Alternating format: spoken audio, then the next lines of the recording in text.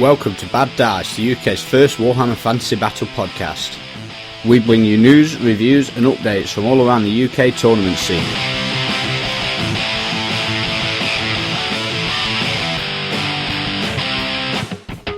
Your hosts are Ben Curry and Ben Johnson.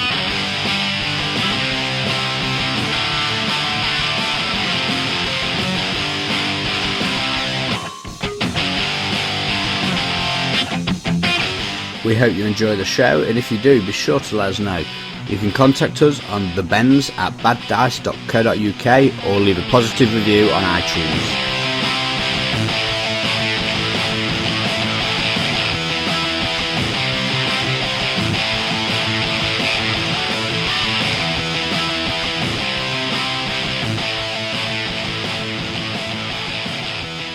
Welcome to the Bad Dice Podcast, episode 56, straight off the back of the last episode, which recorded only a week ago. Yeah. We're here again because we're keen. Actually, it's because the last one was a bit late because of tournaments and whatnot. Yeah, we were a bit preoccupied, weren't we?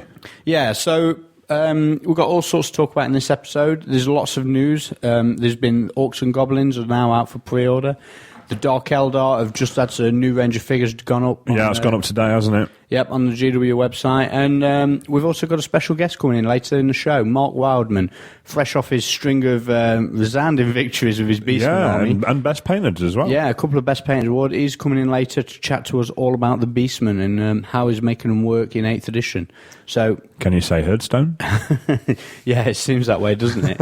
And to be honest, there's some stuff in there which would be unexpected. You think the Beastman army and you think chariot spam and all that stuff, and it's not necessarily the way to go, but we'll find all out about that later in the show. Before we get into all of that, we've got our sponsors just to give a tip of the hat to. So We're going to start off with Rankins HQ. Spoke to Andrew earlier today, actually. Oh, yeah? He said it's all going well. One of the things he's doing on Rankins HQ is Rankins HQ TV, for anyone who doesn't know already. Basically a video podcast style thing of video clips from all sorts of things in the gaming world. And what do you think to it, Ben? You've had a good look at this Rankins HQ TV, I think haven't it's you? brilliant. Yeah, it's all good. yeah. We've said it before. We've been saying it for years. Warhammer TV. What more can you want? Yeah, exactly. So check them out, rankinshq.com. All the video clips are on the homepage. The website itself, there's plenty of blogs on there. They've just got some new chaps signed up. We used to be called the Terrain Guy. Used to do his own videos on YouTube, I think it was. Yeah. I've seen that on Twitter today. He's just signed up with Rankins HQ, so all his future videos will be done through them. Yeah, good stuff coming out of Rankins HQ, so check them out, rhq.com. Okay, next up we have Unseen Lurker, and speaking of Mr. Wildman and his Beastmen, they are in the latest... in a new issue, aren't they? Yeah. Yeah, they're in the latest issue 7, I think it is. Is that out yet? No, it's out shortly. So you can check that out when it hits the streets. If you want to see a preview of it, you can go over to unseenlurker.com and you can download a quarter of the magazine and a quarter of any of the previous issues as well to see if there's any you want to buy on back order. Or, obviously, you get them all a bit cheaper if you subscribe, so I definitely recommend that. Anyone who doesn't know what we're rambling on about, it's Unseen Lurker's a gaming magazine covering a lot of Warhammer, but all sorts of other things in the hobby. Yeah, board games, terrain, all sorts, really. Yeah, and from gaming to painting, converting, modelling. Yeah, check them out. It's unseenlurker.com. Next up, we've got Battle Foam. Battle Foam. Yeah, battlefoam.com. Check them out. They create bags, custom foam, and all sorts of goodness for transporting your figures in the safest possible way.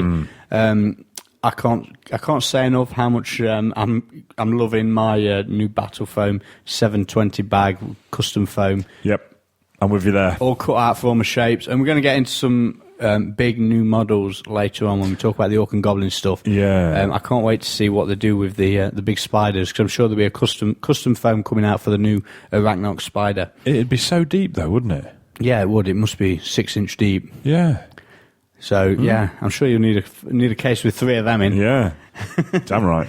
Okay, so yeah, check them out. If you've got any figures that are funny sizes or just even standard stuff, you've got 200 Marines you want to transport, Battle Foam will do a case to suit exactly what you want. So check them out at battlefoam.com. Okay, and last but definitely not least, we've got Odd Games. Yes. Speaking of Ollie from Odd Games, you were texting him earlier, weren't you? Yeah, when we played at Sheffield, we might have, I might have cocked something up ever so slightly when his Chaos Knights with the banner of Flamey Death mowed the abomination down. I rolled and brought some rasworms up by mistake, which then proceeded to charge him in the rear and hold him up for a turn. Sorry, Ollie. Well, that's what he gets for selling you Abomination. Well, yeah. So, yeah, anything you want wargaming related, you can buy from Odd Games. You get 15% off everything in the Games Workshop range. You can check them out at oddgames.co.uk. They also carry a wide variety of board gaming stuff, just modelling things, anything you like. Anything you could need, really. Someone was asking me last night, I think it was, Chris Taylor was saying, where do you get all your magnets from? You do your magnetic basing, don't you? I said, just ring Ollie, Odd Games. I'm sure you can find bits here and bits there off the internet to get it all like 10 pence cheaper, but you just ring Ollie, tell him exactly what models you've got, and he'll tell you exactly what magnets you need, and he'll sort you out with it. Yeah, check them out, all your wargaming goodness, oddgames.co.uk. Okay, so sponsors out of the way, let's get into the news. And there's been a lot of it, hasn't there? There's been a hell of a lot of it. It's fantastic. So, Orcs and Goblins, we knew the pre-orders were coming up, and then since we recorded the last show, they've hit, and basically all the photos of the new stuff's on the net. Yeah. All the stores have got it in, the books in the stores for you to go and have a look at. I mean, you've even played a game with it. Yeah. So, talk us through the Orc and Goblin releases. Well, first off, the book is gorgeous. I don't understand why people are moaning and complaining about a hardback book. It baffles me completely. Having actually sat down and had it in my hands and read it cover to cover, it's gorgeous. It's all full colour. It's beautifully laid out. There's loads of new artwork. There's a reference page at the back, which is something that was missing from the old Orc book, I'll be honest with you. And the one before that. Yeah. It's been a while since there's been a reference page at the back of an Orc book. Yeah. And it's lovely. It's a really nice book just to sit and read. And it, it's just, I was amazed when people were complaining about it, especially when people were saying it was too heavy. Yeah, I know, but it's the internet. They'll always find something. True. People who want to moan about it will moan about it. That's true. I think once people start seeing it and actually reading it and using it, I mean, I'm sure all the people who were moaning weren't actually Orc players, but... Well, maybe. I mean, it's something that I've been quite envious of the Privateer guys, really, because their rule books are lovely. Lovely to look at, lovely to read, and now the Warhammer ones are going to be the same. I think it's brilliant. We also had a good look at it, and it seems quite tight rules-wise as well, doesn't it? Yeah, so we went up to Warhammer World on Saturday, wasn't it? Saturday. For one of the chaps' birthdays. Pete's birthday, actually. So happy birthday, Pete. Pete Foley, happy birthday. So we had they had some games of Warhammer, and we sat trying to break the Orc book, didn't we? Sat in the store looking at it, didn't we? So we didn't find many. I mean, I'm sure there will be some that come to light, FAQ-wise, but there wasn't much in there what we saw. No, there was nothing that sprang out, was there? And we, like I say, we went through the rules front to back. Yeah. Okay, so we know the book's gorgeous, so talk to me about the models. What have we got? What's coming? Well, new model-wise is Savage Orcs, both mounted and on foot. Yep. They look like nice kits. Sneaky something or others, what are they called? I've written it down somewhere. Nasty Skulkers. Basically like Goblin Assassins that you put... Goblin Ninjas. You put in your common goblins like assassins, like fanatics, and then when they get in combat, they leap to the front, and I think they've got 3 attacks each with Killing Blow. Always strikes first, Killing Blow. But the web's good too. Yeah, they've got a goblin stat line, but I think they've got 2 attacks and 2 additional hand weapon. Yeah. But yeah, so it's quite funky. I can see people getting quite upset by that. They can jump out and, oh no, you've killed my BSB or something. Do you know what I mean? So yeah, they're nice figures as well. And then there's the Spider, the Ragnarok Spider. It's an impressive bit of kit, isn't it? It's more than impressive. It's enormous. It's on 100 by 150 mil base. So that's 3 chariot bases stuck together. Yep. Which is massive. It's the biggest thing we've ever seen in Warhammer. I mean, it's twice the size of the Abomination base, more than twice the Abomination base, which was the previous biggest. Yep. I mean, when you hold it, and it doesn't even fit on that properly. No, it's got like 2 tree stumps holding up the back legs, hasn't it? Yeah, because the back legs spread over the 100 mil of the base. Even the middle legs have got 2 schools on the insides of them, so you can stick that to the base, so that the points of the legs are just right on the edge. It's that big. And I mean, I had it in my hand in the store, and they'd built it. They'd not stuck it to the base, and they'd not put the howdah on. So it's just a spider. and you hold it in your two hands like that, and it's like, I don't like this. It's like a big spider. Scary. Scary, yeah. And it's lovely. Lovely figure. So are you looking forward to painting one? Yes. Really? Definitely. I thought it'd frighten you. No. Your giant frightened you. The giant frightened me, yeah. But that was the first big model I'd really done. But And then you've done a since few then, now? I've done a few, yeah. But yeah, no, I'm quite looking forward to that. I don't know what colour to paint it. Now, how do you think it's going to perform in the game? I mean, we're going to do a full Orc book review next episode. Yes. So you've got that to look forward to. But we'll just run down the new models at the minute. Having looked through the book, I don't think every army is going to have it. I don't think it's going to be like the Abomination where the Skaven sort of have it to compete. Well, maybe not compete, but it's such an obvious choice. I think it's very good. I think the fact that you can put your wizard on it gives you lots of possibilities. Yeah, I mean, it might sound like suicide having your wizard on top of a big combat beast, but it's from when we wrote a list, it was so difficult to get it into your rare. Yeah. Because of all the other toys, which we'll get to in a bit. There are a lot of toys in rare. Rare is now the new special for Orcs, I'm afraid. There's so many stuff you need to get in there for your 500 or 600 points. Yep. But yeah, I think it'd be a good addition. Do you know what I mean? Yeah, definitely. It's certainly going to look great in any army. Oh God, yeah. Okay, so is there any more new stuff out? There's a new Wazdag shaman who's on foot this time, not on a boar, but there is an option to put him on a boar. Wasn't he on foot before? No, he was on a boar. Oh right, my okay. one's on foot because I've got the Savage shaman with his head on. Oh right, I see. Yeah, yeah. But you can put him on a boar. So and it's a lovely figure. It's a really nice figure, yeah. And then there is a Savage Orc shaman on a boar who's not so much riding the boar as he's stood on top of it, shaking his stick. Oh, yeah, jumping up and down and screaming on top of a boar. Yeah, it looks really nice, that does. I think that's it for new stuff. Oh, obviously, there's a set of magic cards as well for the two laws, which are probably sold out by now. Well, I managed to get mine. Yeah, I got mine as well. I ordered 2 packs, actually, because I know I'd lose one or whatever. Well, I didn't because I kind of don't want to play them, but I kind of do. Do you know what I mean? I've painted my Skaven army. I'm enjoying using that. I want to use that. And I did buy 2 Skaven packs. You will be using the Orcs. I can see it now. I can see it too. Okay, so we're going to touch quickly on the book. I don't want to go into it too much. Like I say, next episode is going to be our Orc episode. Running through what's new and what's not, you know what I mean? What's changed, and is there any major stuff to talk about? Well, one major thing, I suppose, is the magic items. There's been a lot of talk about that on the internet. There is only about 8 or 10. They're not all brilliant, and they are quite pricey. Yep. However, would you use any of them? I think there's a couple in there that are quite tasty. Yeah, there's certainly one of the weapons is quite a good one because now the chopper rule extends to magic weapons as well. Yeah, so you're always Orcs in general get +1 strength in the first round of combat. So your Black Orc hero with a great weapon, strength 8 round. Is that right? Yeah, strength 5 normally. Yeah. Great weapons +2. Chopper will be +1. So strength 8 the first round. Yeah. And now it's also mounted as well.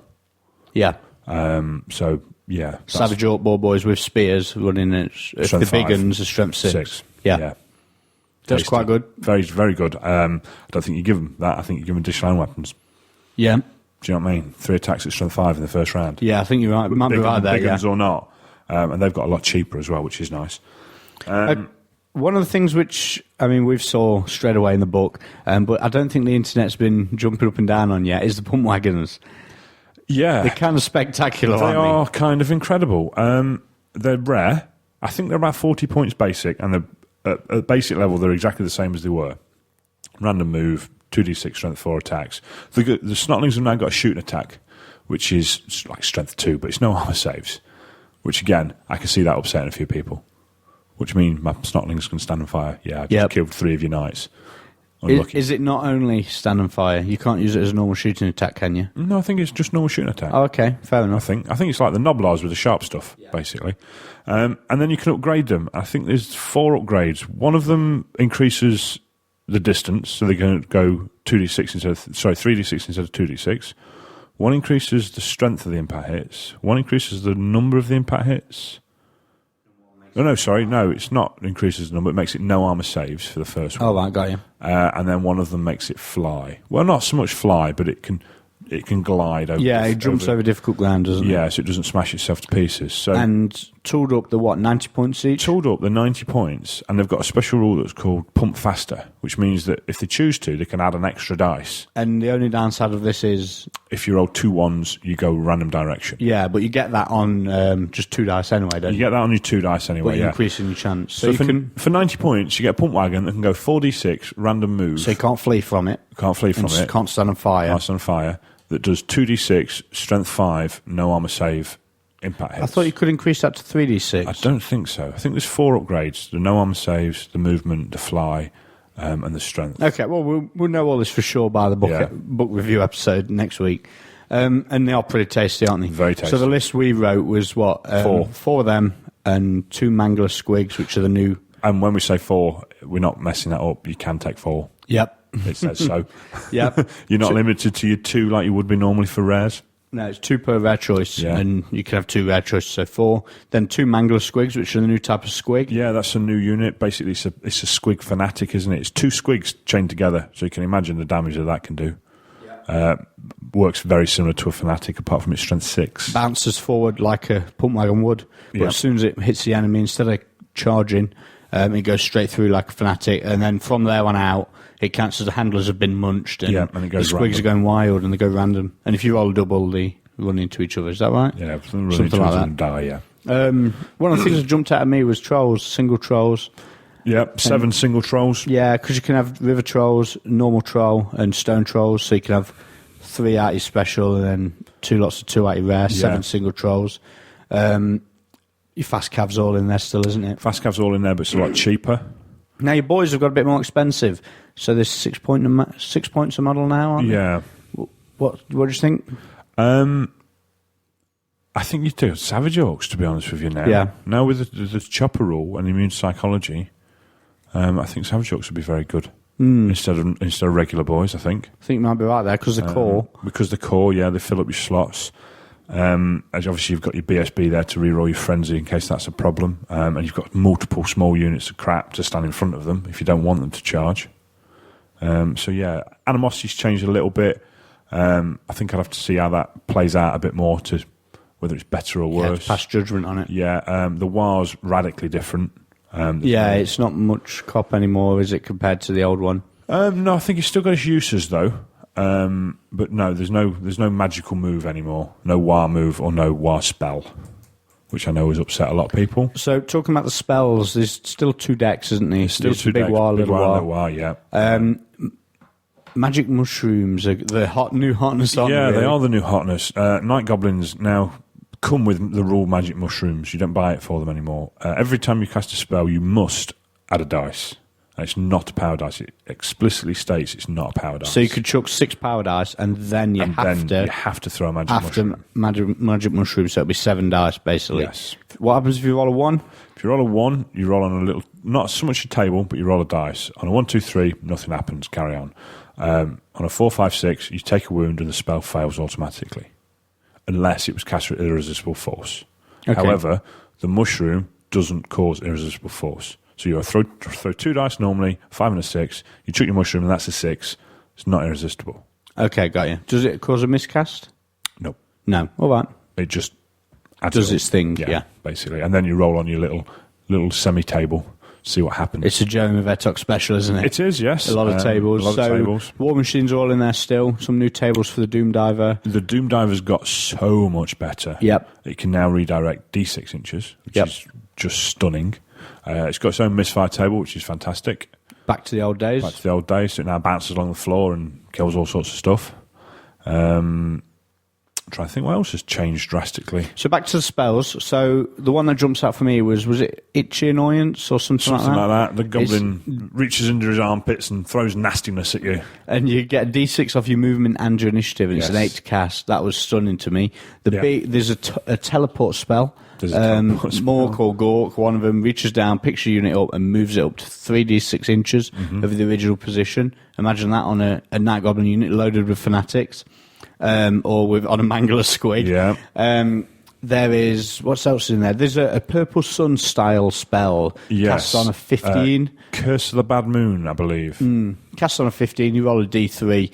It does what Purple Sun does. It moves along a variable distance. Yeah. On a d3, it's like a 1 and 2 is a toughness test, 3 or 4 is strength test, 5 and 6 initiative test. However, if you cast it on a 25, it uses a large template and you choose your stat.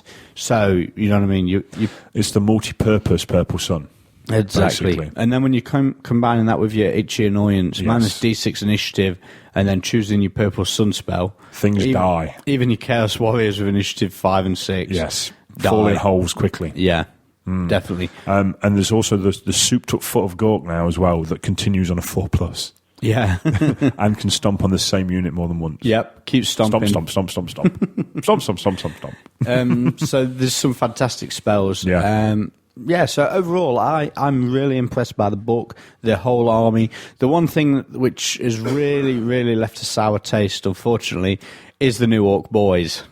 So, Orc Boys, a month ago, how many did you get for how much? 19 for 18 quid, I believe. So these brand new Orc Boys, new models? No. No? Something special? You get a gold pan notes in there? No. No? Okay, how much you get in the box? 10. How much? Same price.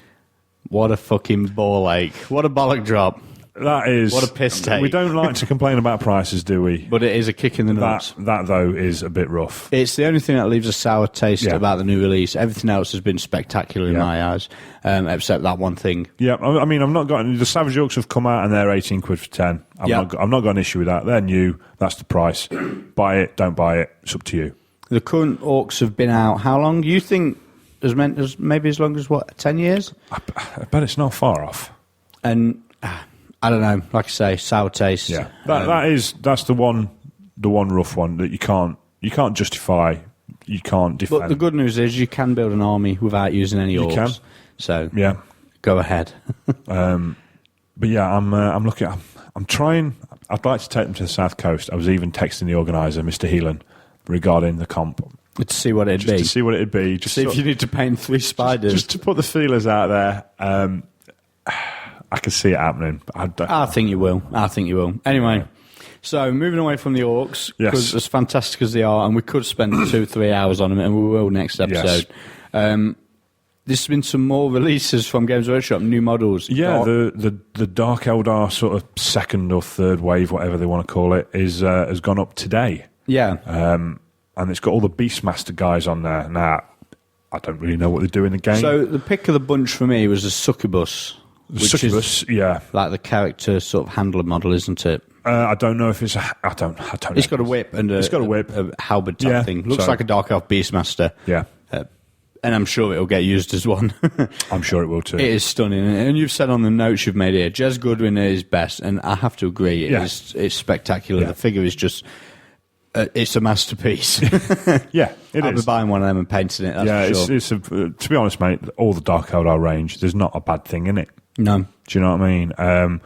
What else has they've done? They've done a Clawed Fiend, which is like a big, like it's like a Yeti, isn't it? Yeah, like a big Yeti with like 10 eyes, which is kind of cool. Yeah, it's like in a sort of leaping forward, isn't it? Yeah, quite dynamic. Yeah. Nice figure. I looked at it and I thought, not bad.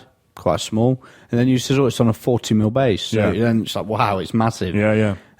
So what else we got? We've got some chimeras, haven't we? With a K for some reason. Chimera with a K, yeah. They're like skinned dogs with tentacles and little claws and all sorts of stuff. Very reminiscent of the liquor off Resident Evil. Yep.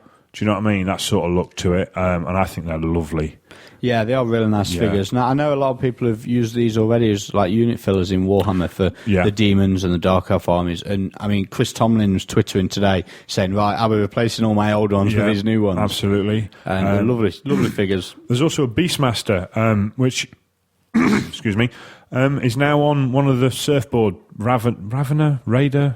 Oh, I don't know what they're called. The surfboardy man from Spider-Man. Yep. That's the fella. Him with a whip, and he looks quite pudgy and bloated, to be honest with you, compared to the other ones. For an elf. Fat elf. Yeah, but he's got. I quite like it. He's got something about him. Makes him stand. I think it makes him different from You the other into ones. a bit of chub, yeah? Yeah, I like the fatties. You know what I mean? Nothing wrong with that. Okay, and what else have we got? A razorwing flock, which are just like birds. Yeah, a load of birds. Nah, Nothing spectacular. prices on all these are a bit steep, aren't they? Particularly the last one. Yeah, let's not get into that. But to be honest, I don't mind the prices being high on the new stuff. It's the it's the orcs that are still, my balls are still sore from viewing that. Yeah. Again, because the fact that they were this last week and now they're this week is rough. Yep. But so next up, we have straight after the Orcs and Goblin pre-order went up, there was an incoming went up as well, wasn't there? Yes. For the new Tomb Kings. Yes. So it's, what did the pre-order say? The incoming say? The incoming basically said they're coming out in May. Does it say what we're getting? No, it's just, the sands will rise and all that sort of fluffy talk. So and then they'll be out in May. And it could just be a new wave of models? Or... No, sorry, it says there's a book. Okay, so there's definitely a book coming in. Definitely a book coming and there's in May. some sneak peek, ultra zoomed in photos, isn't there? Yeah, which is... You can't see what they are. You can't tell if it's part of a rank of fileman's shield or a bit of a, I don't know. No, well, one of them looks like a headdress, which, oh gosh, it's Tomb Kings. There'll be loads of them. Yep. And the other one is like a gold rib cage. Not fair enough. Again, could be anything. There's a scale. You can't fathom out the scale because of the photos. So it'll be interesting to see what they come over the next few weeks. I'm sure there'll be plenty of photos. But that's confirmed for a May release. So what, mid-March so pre-orders will go up, or it'll be start of April? Start of April, won't it? Yeah, so it shouldn't be too long. Yeah. I think it's brilliant. I think it's great. Another book, fantastic. I hope there's one in bloody June. Yeah, so do I. Yeah. And again, internet, you got to love it, and lots of speculation as to why they're doing it. Oh yes, so this one caught my eye as well. It's a stunning rumour. Apparently Games Workshop are only releasing a lot of Warhammer this year, just so they can neglect it next year when they do the Hobbit game. I love that. Gotta love it. Tomb King players waited a decade for a book. And then one's get that. confirmed for coming out in 2 months, and they've all started with conspiracy theories as to why. Yeah, not because it's been a while. They're trying to cheat us. They're trying to take our money by giving us models we want. I don't care why they've released 2 books in quick succession. They've released 2 books in quick succession. Okay, so enjoy the fact. There is a bit of a concern, though, isn't there? Because what happened last time? They released 3 books on the trot in 6 months. Well, maybe. Vampires, demons, and then dark elves. Now, a lot of people said that was the worst thing that happened to 7th edition, but I thought it was one of the best. It was starting to get stale, and it gave it a bit of a more leash of life for the next year before it finally did die a death. Yeah, I mean, that maybe a slightly different scenario, because that was in the middle of an edition. This is the start of an edition that you can argue has been slightly neglected. It's been a while since we've had a book. We've not had one in 8th. Now we're getting 2 in quick succession. I think it's brilliant. I think it is. It's everything you want, isn't it? Yeah. Okay, so is there any more news? No. Well, probably is. Oh, there is, yeah. The Rock is back in the WWE. Oh, fail. No. Yes. Oh, mate, it was amazing. I got back from playing Warhammer on Tuesday night and put Raw on, and it was brilliant. I'm not even justifying it with an answer. Right, we're going to go for a break. Keeps me happy. We're going to have a cup of tea, and when we come back, we're going to talk about our weeks in Warhammer and what we've been up to. Once upon a time, there was a guy named Oggy. Oggy loved nothing more than to go to a Warhammer tournament on a Saturday afternoon. He'd got his lovely army all ready to go, all purchased from the Og Games web store. And he'd even lined up his first 8th edition Warhammer event. The day of the tournament came, and it was horrible. He got smashed in every single game. It was all too much. Oggy was ready to give in. He'd had enough. He didn't want to play this silly game anymore. It was going to be an epic rage quit. And then the voices started. Oggy! Oggy! Embrace the filth! Oggy! Embrace the It was like a switch had been flipped. Oggy was a new gamer. He headed straight to the Og Games web store, oggames.co.uk, and he created his armies of mass destruction, and the best thing was, they were all at 15% off. So head on over to oddgames.co.uk where you can get anything you need from the Games Workshop universe at 15% off. They also have a huge range of products that can satisfy all your wargaming needs. That's oddgames.co.uk. Okay, so week in Warhammer, what have you been up to? Been playing with your orcs? I've not been playing with my orcs. No? Okay, that's a shame. I thought you would. Played against some orcs. Ah, got you. See, I knew orcs were involved somewhere. Yes. So how did that go? Last night, played Pete with the new orcs. It was interesting, that's for sure. What was in his list? 3 punt wagons, 2 manglers, 2 massive blocks of savage orcs, black orcs, 2 fast cav, a unit of common goblins, level 4 goblin, and a spider. So the spider was in the rare. Spider was in the rare. The punt wagons, the manglers were in the rare. So the punt wagons weren't all tanked up then? No, because we were struggling fitting it all in. They weren't super tanked up. No. I can't remember what they did have. Yeah, I sort of deployed my scout. I'm like, I don't really know what to do here against all the new stuff. So what magic did it take? Little War. Okay, so you had a goblin, night goblin. No, a goblin. Why? I don't know. Okay, maybe not read it. No, no, probably not. Okay. Well, most of it was bases, so you can't really moan. Oh, right, got it. Yeah, the spider hits like a train and has got 8 wounds and has got poison and has got venom surge, which means one of its attacks does D6 wounds. Yeah, it's got a spiky tail, hasn't it? Yeah, which makes no sense with the model because if you look at the model, if you imagine... There's no way. It's got to turn around and jab you on it. If it jabs you, all the goblins are going to fall off. Yep. So the spider sort of wandered forward a bit and I charged it with sense bearers. How did P deploy? What? He deployed the two blocks of savage orcs with black orcs sort of in between, slightly further back, fast cav on the flanks, manglers and pump wagons dotted about, and the goblins on some arcane ruin, so his little goblin showman could channel to death. Okay, and what did he do with this big spider? That went to one side of the savage orcs. For a reason? Did you put something over that way? No particular reason. I don't think. I think just plunked it down. Both of us were trying to see what it does. No. Spider went forward, Abomination and Sense Bearers charges it, and then he whips out, oh yeah, I'm in Initiative 4. It's like, oh right. You didn't ask before you charged? No, don't be soft. So all the Sense Bearers died. Yep, in one go. Yeah. The Abomination did a load of wounds, got kicked in the head back. Next round did a load more wounds, got kicked and killed, and then came back to life.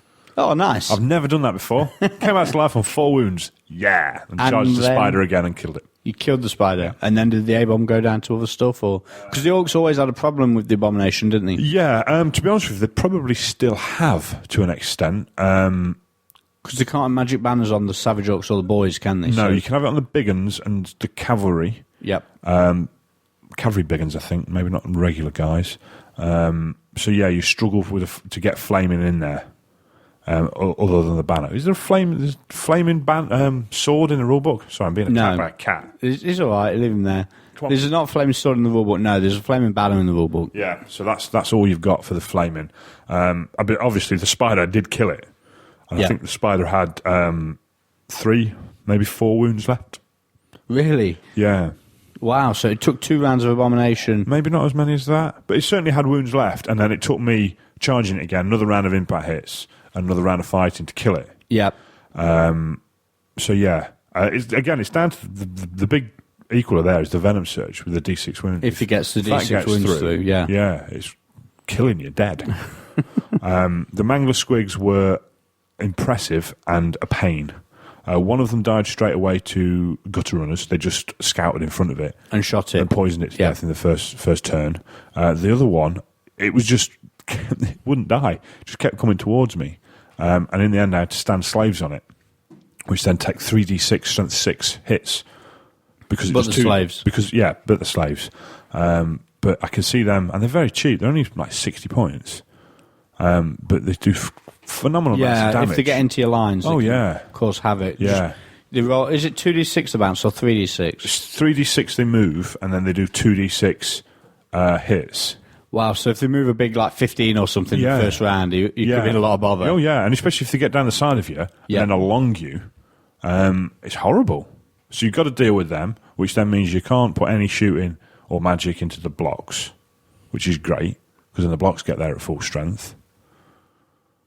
My mind's ticking of running through of how you can run them in tandem with your blocks. I know. Because you can use them to stop your blocks getting charged by just bouncing them in front of your blocks. And absolutely. Yeah, your blocks, if you roll bad with your mangler, your blocks can't, you stall, but it doesn't matter. You can amble forward and just go bit by bit. One thing I didn't check is whether you can move them through your own units voluntarily. No. Oh, right. Run into the back of your own units and flick out the front. Yes. Yeah. That'd be spectacular. Well, it was the same. You used to do it with the Fanatics, didn't you? You'd have a unit of Night Goblins just behind your boys, so that when something charged, they had to stop 8 away from the Goblins, which was effectively like 2 away from the Orcs, which then meant the Fanatics could drop in the hole if they didn't go all the way through. The charging unit's got to complete its charge and stands on them and does a ruckload of damage. The Mangler Squig, if you can put it through your own unit, it's got the same thing. If you stand on it, you take 3d6 strength 6. The only thing you've got with it is the fact that your compulsion move goes before your the rest of your stuff goes. So you'd have to set it up the turn before, and your opponent fall for it. Well, yeah, but it's there, isn't it? Do you know what I mean? If you didn't want something charging, you can push it through your own unit. He had a unit in normal goblins with stalkers in, but they got flattened by Plague Furnace. Oh, right. Well, in fairness, 3/4 of them got turned into clan rats. And then the little shaman jumped out, because he was a bit scared by that point, into the Black Orcs, and he pushed the common goblins forward to try and block the furnace, which charged them anyway. And it ended up that after the impact hits, there was just 3 stalkers there going, ooh. Holding the breath. Yeah, holding the breath. Trying not to get gassed. Trying to cut the head off the Plague Priest. And missing. And then getting killed. And then, that was So it sounds like it was a big win to you. It was a big win to me in the end. I think Pete just, again, took new stuff. New stuff, New try stuff, it out. see what it does. That's kind of what we both were doing, just seeing what happened. But yeah, I think there's potential there. Definitely. Yeah, good stuff. Okay, you played any more games? No, that was it, just that one. Okay. It's only been a week, come on. Yeah, fair enough. Done some painting. What you painted? Some Dark Elf Martin, still. We've got a plan for that, though, haven't we? Yeah. Force him to come to a tournament together. That's right. So we've got Swiss Cheese, the teams event at Maelstrom Games, coming up in what, a week and a half? Yeah, a week on Saturday, innit? And you're doing a commission for Martin. Martin's in our team. And he says, when am I getting my Dark Elf? He says, well, if you come to Swiss Cheese, you can have him. He's starting to get himself a reputation of dropping out of events. So hopefully that should be enough for him to stay in. Maybe. I still think he'll go. No, he'll be here. He'll be here. I've got confidence in him. If not, I'm going to force feed him cheese. Nice. How about you? What you played? Not a lot, really. Oh, yeah. It's a Warhammer podcast. Come on. I've been a bit lame. I've not done any painting at all. I've not done any gaming at all. I've watched some Warhammer. Been a Warhammer voyeur. We watched some Warhammer, didn't we, on Saturday? So we went up to Warhammer World on Saturday. I didn't even know what was cracking off. Last to know, as usual. You are. I turned up. I'd been at work Saturday morning. Turned up at Warhammer World on Saturday. How was that, by the way? Work. Yeah. Rubbish. Turned up to Warhammer World because I'd heard that some of the guys might be down there. Turns out everyone was there, and I'd not got an invite. Or the invite had gone through you and not got to me. I told you about it on Friday. Yeah, cheers. So, but there's some Warhammer going on, wasn't there? And yes. There's like 3 or 4 games there was some being played. War of the Ring and Lord of the Ring or whatever it is going on as well. Yeah, the War of the Rings, Throne of Skulls was on. Yeah. So we had a wander around that, had a look at that, played some games. We looked at the Orc book for a while yes. The other guys played. Was Pete using his Orcs again, or was he back on his Skaven? I think he was using his Skaven. Yeah, so there's no Orcs out. That was a shame. But that was when we had a good session with the Orc book, wasn't it? Yeah. Went down to Warhammer World last night. Again, watched some Warhammer. Nothing exciting happening really, but just had some cheap food and some cheap drink, and then watched some games and went home. So that was it. Bit of a lame one really, considering all the new stuff that's been out. Well, should have got me excited for it, but I've just been too busy. Yeah, we've only had a week since we recorded last, so and there's been no tournament. So no, well there's been Tempest. And we've not been to a tournament. No. There's been Tempest 2, which we'll talk about later because Mark went, and yes. he'll chat about it once he gets here. So, have you also noticed as well? Is there 3 tournaments in one weekend? Is it really? Is there not the Club Challenge, Open War, and the Throne of Schools? All on the same weekend? All on the same weekend. Oh, wow, that's kind of cool. All within... All in the Nottingham area? Yeah. One's at Warren World, one's at Mansfield, one's at Nottingham Uni. Wow. Yeah. That is quite cool. And at the minute, we're not going to any of them. No. What's that all about? I was thinking of going to Open War. Oh, it was good last time. Yeah, I was thinking about Open War. So if anyone wants to hear anything about any of these, they can check it out on the Warhammer forum. Yes. It's warhammer.org.uk, and it's just the events section. Club Challenge, like I say, is at Notch Uni. Yeah. It's multi-system. It's £55 a ticket. You get your games of Warhammer and some food.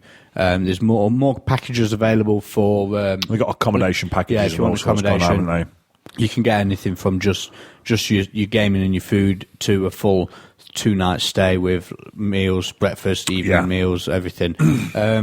Open War is run by the First Company veterans. There's a multi-system again, but it's not a club event this time. It's just singles. Warhammer 40k, and Epic, I think it is. I think so. That's running at Maelstrom. It's just a one-day event. It's about £15, I think, to 18 quid to enter. I think. Bit of a hefty price for one day. However, they do put a lot into the prize support, don't they? Yeah, when I went last time, I'd not been to Open War for a long time, and I went, and I was a little shocked at the price, maybe. But then when they're dishing out the prizes and they've got a bucket load, and they give a load of money to charity that they make, they do a raffle at the end of the tournament as well. I mean, the raffle, they must have chucked around 300 quid's worth of stuff, ranging from box sets to tubs of super glue. Do you know what I mean? But yeah, there was a lot of prizes on offer. Something for everyone. Yeah. I was dead impressed at the last one. And the other one was Throne of Schools. Throne of Schools. Is that just the Games Workshop Warhammer Throne of Schools? I believe so, yeah. Is it the Youngbloods? Oh, yeah, no, it might have changed, mightn't it? Yeah, so one of the Throne of Schools this year, I'm not sure which one it is yet, but it's going to be the Youngbloods. So it's going to be... I think it's capped at 16. Something like that, yeah. If you're over 16, you can't enter, so it's just one for the kids. Because obviously the normal Throne of Schools is 16 plus, isn't it? Yeah, unless you get... I think you can get sort of special permission if you're going to your dad sits next to you. If your dad sits next to you, that sort of thing. But a lot of kids have been wanting to play in the tournament, so they're running one just for them, which should be quite interesting to see how that pans out. Well, what was the first thing that you asked? Is it an age cap? Can I go smash the kids? Yeah. Can I go and bully my way to a trophy? Apparently not. No. Okay, so other events, while I'm thinking about it, because I've been asked by a few people to plug. Obviously, South Coast GT doesn't need any plugging, really. No, it's full. Move on. Yeah, it's full. There's one place left, and there's a paid reserve list. Last year, I think there was around 30 people that dropped out. So get your name on the list. However, I'm not sure about going, because I think there was quite a disgruntled dwarf player in the corner. Yeah. Bless him. And Andy Spears has been biting to my taunting on the forum. He was moaning about the Orc book not having enough time before the tournament. And I give a comment of something like... You just can't help yourself, can you? Your comment was, can we not just play 7th edition? 8th month isn't quite long enough. Sorry, Andy, I couldn't help myself. To be honest, he's got a point. Yeah. I can see where he's coming from, but I do think that the timescale that there is available for the Orc book is plenty of time. Especially the fact that... It's 5-6 weeks, isn't it? I think it's 7 weeks from it being physically released. And obviously, you can go in the store and look at it now. Yeah, well, you go on the Warhammer forum and read all about it now. So I think I can understand his point, and I think that the length of time that there is available is ample. Yeah, definitely. That's why rules packs have a month in. Yeah. So it's not like 2 weeks or a week and then you're playing against it. Yeah. The other event I want to talk about is Call to War. It's being run by Will Goodwin. Oh yeah. One of the ETC team members running an ETC style tournament, isn't it? It's 100 players. It's at Maelstrom Games. It's singles though, isn't it? Not team. It's a singles event using the ETC rules pack just to a bit of a practice for anyone who likes that sort of rules pack. Like I say, 100 players, so there's plenty of tickets available. Yeah. It's at the end of May. Is it the bank holiday weekend at the end of May? I thought it was the start of May, 10th and 11th of May, or have I got that mixed up with something else? Okay, so just a quick check. It's the 7th and 8th of May, so it's right at the start of May. Yeah. So it's a busy period, end of April. It's a very busy period. It went from me booking the Masters, playing Sheffield, and then looking at it and going, not got nothing now until ETC. Yeah. To now all of a sudden there's events popping up here, left, right, and centre. So busy times. Yeah, it's great. Okay, so on that note, I think that's about it for Weeks in Warhammer, and we're going to have another break, and then when we come back, hopefully, we should have Mark Wildman with us to talk about the Beastman Army book. Okay. Unseen Lurker is a new, exciting gaming magazine covering gaming, tactics, hobby, modelling, reviews, interviews, and even the occasional Zevra. Each issue has a quarter of the magazine available for download, so you can try before you buy. It's the first independent global magazine encompassing articles from generals and hobbyists all over the world. Every issue of Unseen Lurker, that's Lurker with an E, is packed with giveaways such as custom dice, t-shirts, as well as the Game of the Month as reviewed by our Unseen Lurker test dummies. For more information, check out unseenlurker.com. RHQ TV, a videocast dedicated to gaming enthusiasts. Catch the latest tabletop gaming products, get painting and modelling tips from industry experts, watch interviews with leading industry personalities, and in full high-definition video. RHQ TV is for you. More than 100 minutes of high-definition video every month. News, interviews, tournament reports, and product reviews. Warhammer 40k and Fantasy, Flames of War, War Machine, and Hordes, and more. www.rankingshq.com. RHQ TV. Game on. Okay, so back from the break, and we have a special guest with us. A very special. Very special. The coolest kid on the special bus. So we have one Mark Wildman. Welcome to the show, mate. Your first Hello. time, I think? It is indeed. Good stuff. And how are you liking it so far?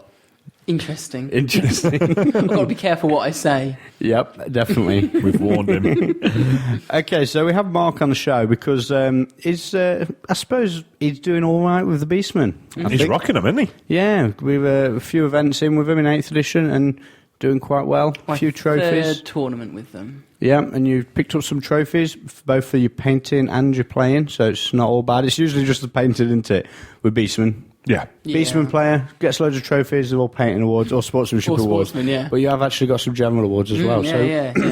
what we're going to do, we're going to have a rundown of the Beastman Army book, the good bits, the bad bits, the indifferent bits, and what you A lot think. more bad bits than good bits. Yeah, there is, isn't it, really? So I think the best place to start is what sort of build of Beastman are you using at the moment? What flavour, and how did you arrive at that sort of build, and through trials and tribulations, I'd have thought? A lot of trials. If I go sort of like on the basic premise of what I've got, is I've been running. There's loads of different builds for Beastmen. There's the Doom Balls, there's the Great Bray Shamans, there's the Beast Lords. I've gone through them all basically. I've tried every single one. And there's so many. What I like about the army is that there are so many different combinations. You could have there's so many different combinations of items which change the army so drastically. But I've been running the Beast Lord and the Great Bray Shaman setup, supported by BSB, of course, and lots of small magic users. But the Beast Lord is, to me, the most effective because you need the leadership, because not only does it hold your army, it gives you your Primal Fury roll. So you get your leadership 9, leadership 10 with your best to gore. So that's what I've been running, the setup I've been running, Beast Lord and Great Bray Shaman.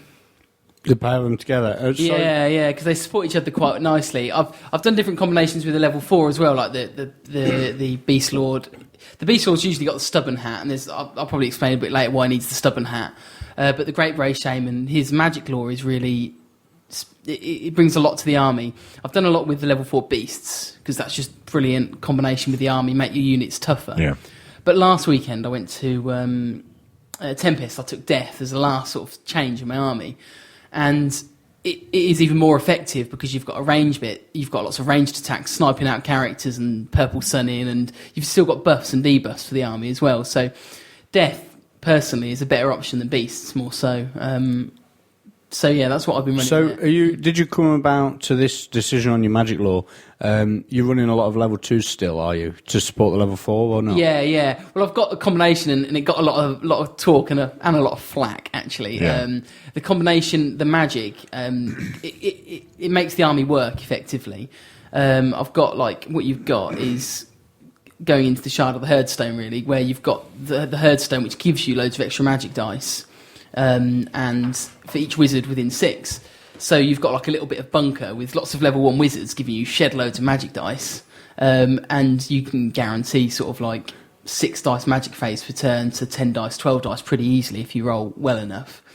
But that's kind of like the combination, really, that makes it work. It's really, really effective with the magic, and that's how the army, how my army actually works effectively. So what magic are you running on your level 1s and your level 2s?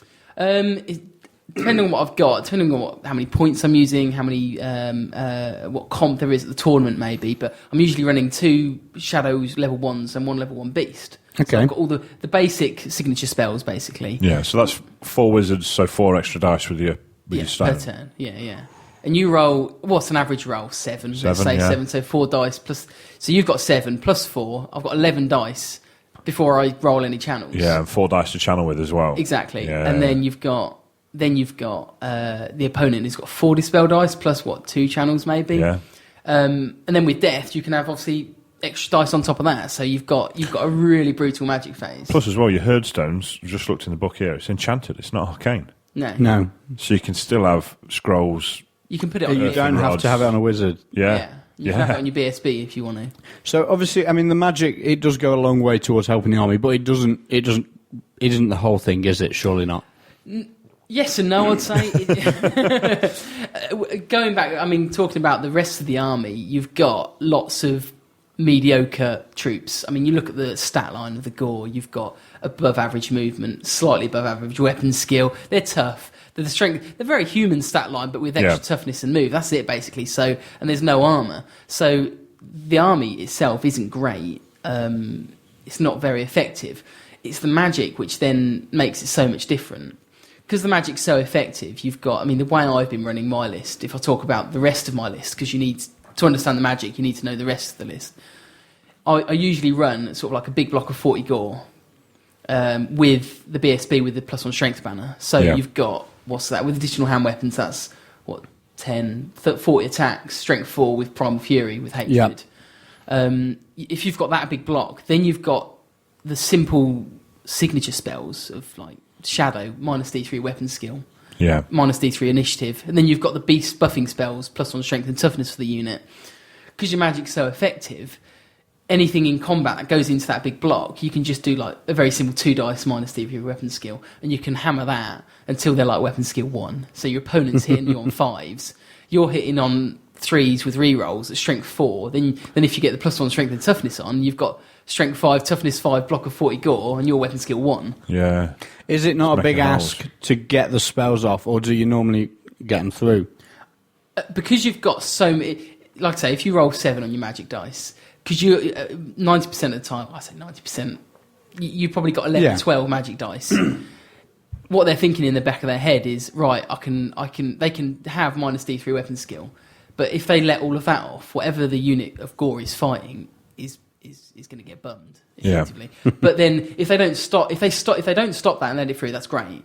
But if they stop it, then you've got a level 4 wizard sitting on with purple, free reign. Free reign, do what purple suns, -D3 leadership, minus whatever really, -1 strength and toughness. So you've still got those debuffs there. So they're thinking in the back of their head. Like the weekend, I played Jack, and he was just letting me have all of the debuffs and buffs on my units because he just didn't want his army being purple sunned. Yeah. So you do get it off, and when they've got 4 dispel dice and you've got 12, you're getting what you want off, aren't you? You're going to get something off, and the art of that then is deciding what do I really want to get off. If I really want the weapon skill, ballistic skill to get off, I'll do the purple sun first. So it's kind of it's not just all about rolling dice, a bit like a demon player or whatever, where you just or a dark elf rolling dice. My raven. He's got you down well, hasn't he? Yeah. It's you've got to think actually at what point do I need to cast spells, and you look at the psychology of what you're trying to achieve as well, and you look at your opponent. So it's quite a bit. This is getting a bit deep. This is it. Staring his eyes and blowing a kiss. Well, it's quite funny when you do your spell and they just let you have it off, and you're like, oh. Do you know, is that what they want me to have off? Do they care about that? So there's a lot of thought about it, which is great because there's a lot of hate for 8th, isn't there? About a lot of the or it's just picking up dice and rolling buckets of dice. I mean, A lot of hate from people who've not played it. yeah. You'll love that, don't you? Okay, so your normal core choices, you're just running. How many points is this big block of gore? 40 gores with full command is 3, 4, 5. So normally you're needing another 200 or 300 points in your core. Yeah. What are you running?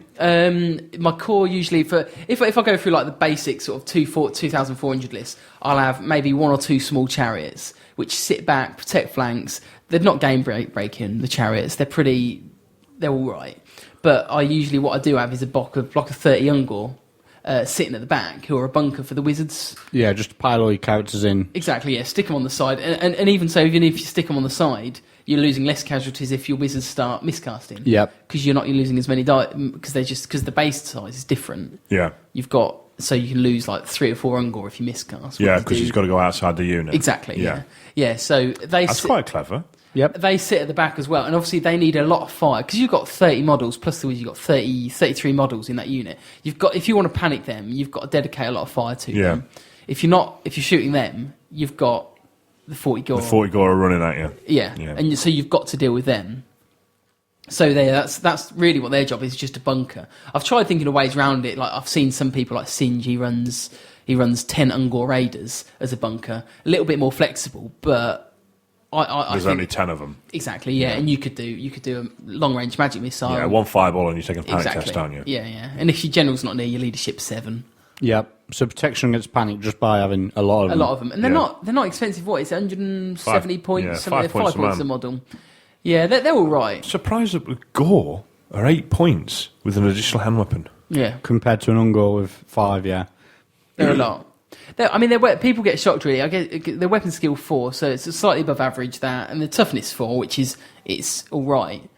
But when you look at the book, I mean, this is the one thing that I've seen. When you look at the book, and you see no armor, mediocre weapon skill, medium, well, just above average toughness, nothing special. I mean, the stat line ain't great, but you can tell this book was written for 8th in mind because it came out in 7th, didn't it? It was the last book for 7th. Yeah.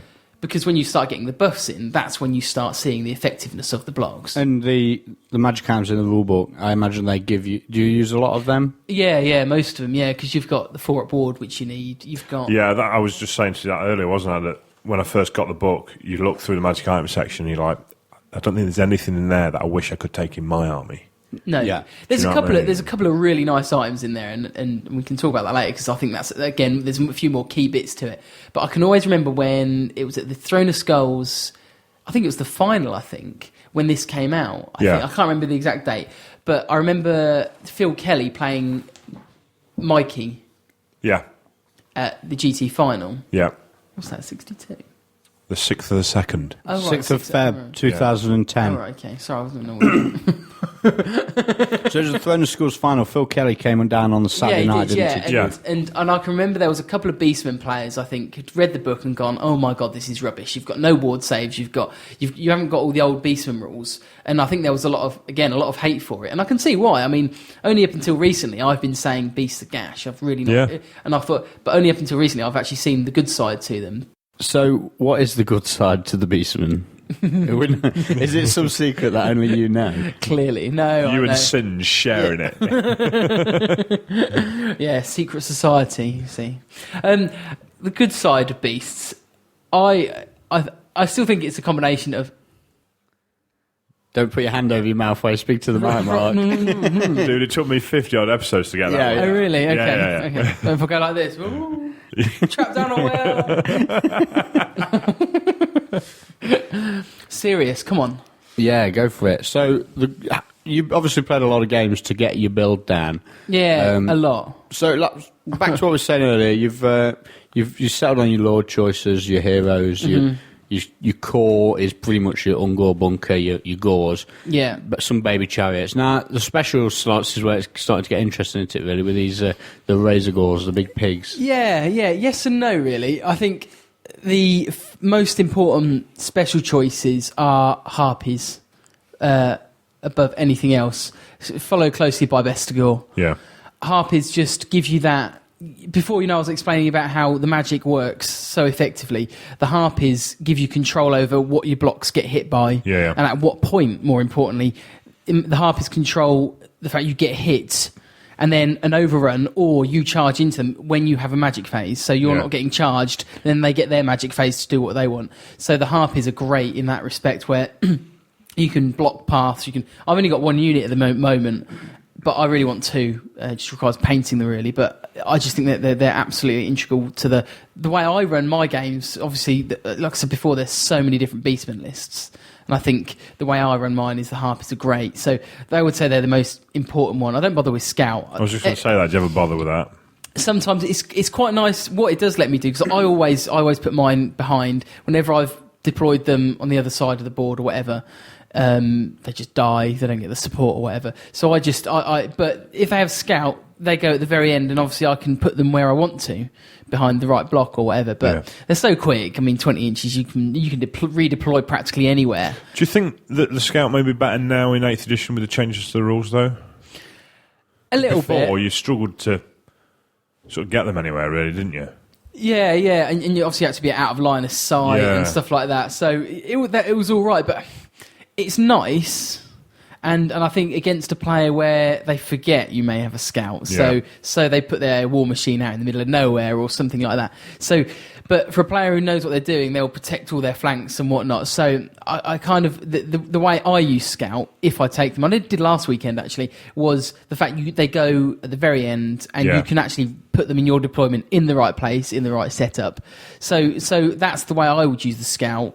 Other people might have different opinions. Maybe if you had a couple of units with Scouts. Like I say, I've only got one. If you had a couple, you might be able to do a little bit more with them. But again, you're taking 55 points away from, the way I see it, 55 points away from more gore. Because the gore are brilliant, in my opinion. But but I would say that for me, and then for my army, the second best choice is the Bestigor. And it's sad, I say the second best choice really is because they get a magical banner. And they're the only unit in the book, which is quite tiresome, really, because like I said to you before as well about the Beastmen, is the leadership is so important. It's the only army in the game the only unit in the game which can get magical banner is like the +1 leadership banner. That keeps your army there. That makes sure your Primal Fury rolls are there. I didn't realise that Minotaurs couldn't take one. No, but oddly enough, Minotaur characters are the only characters which can take. Minotaur champions, the only ones that can take a magical weapon. Right. A Bestigor champion can't even take a magical weapon. They can just take... got a gift of chaos. Yeah, which is +1 initiative. Oh, I've got a great weapon. Or armour piercing or something like that, and they're not very good. Fail.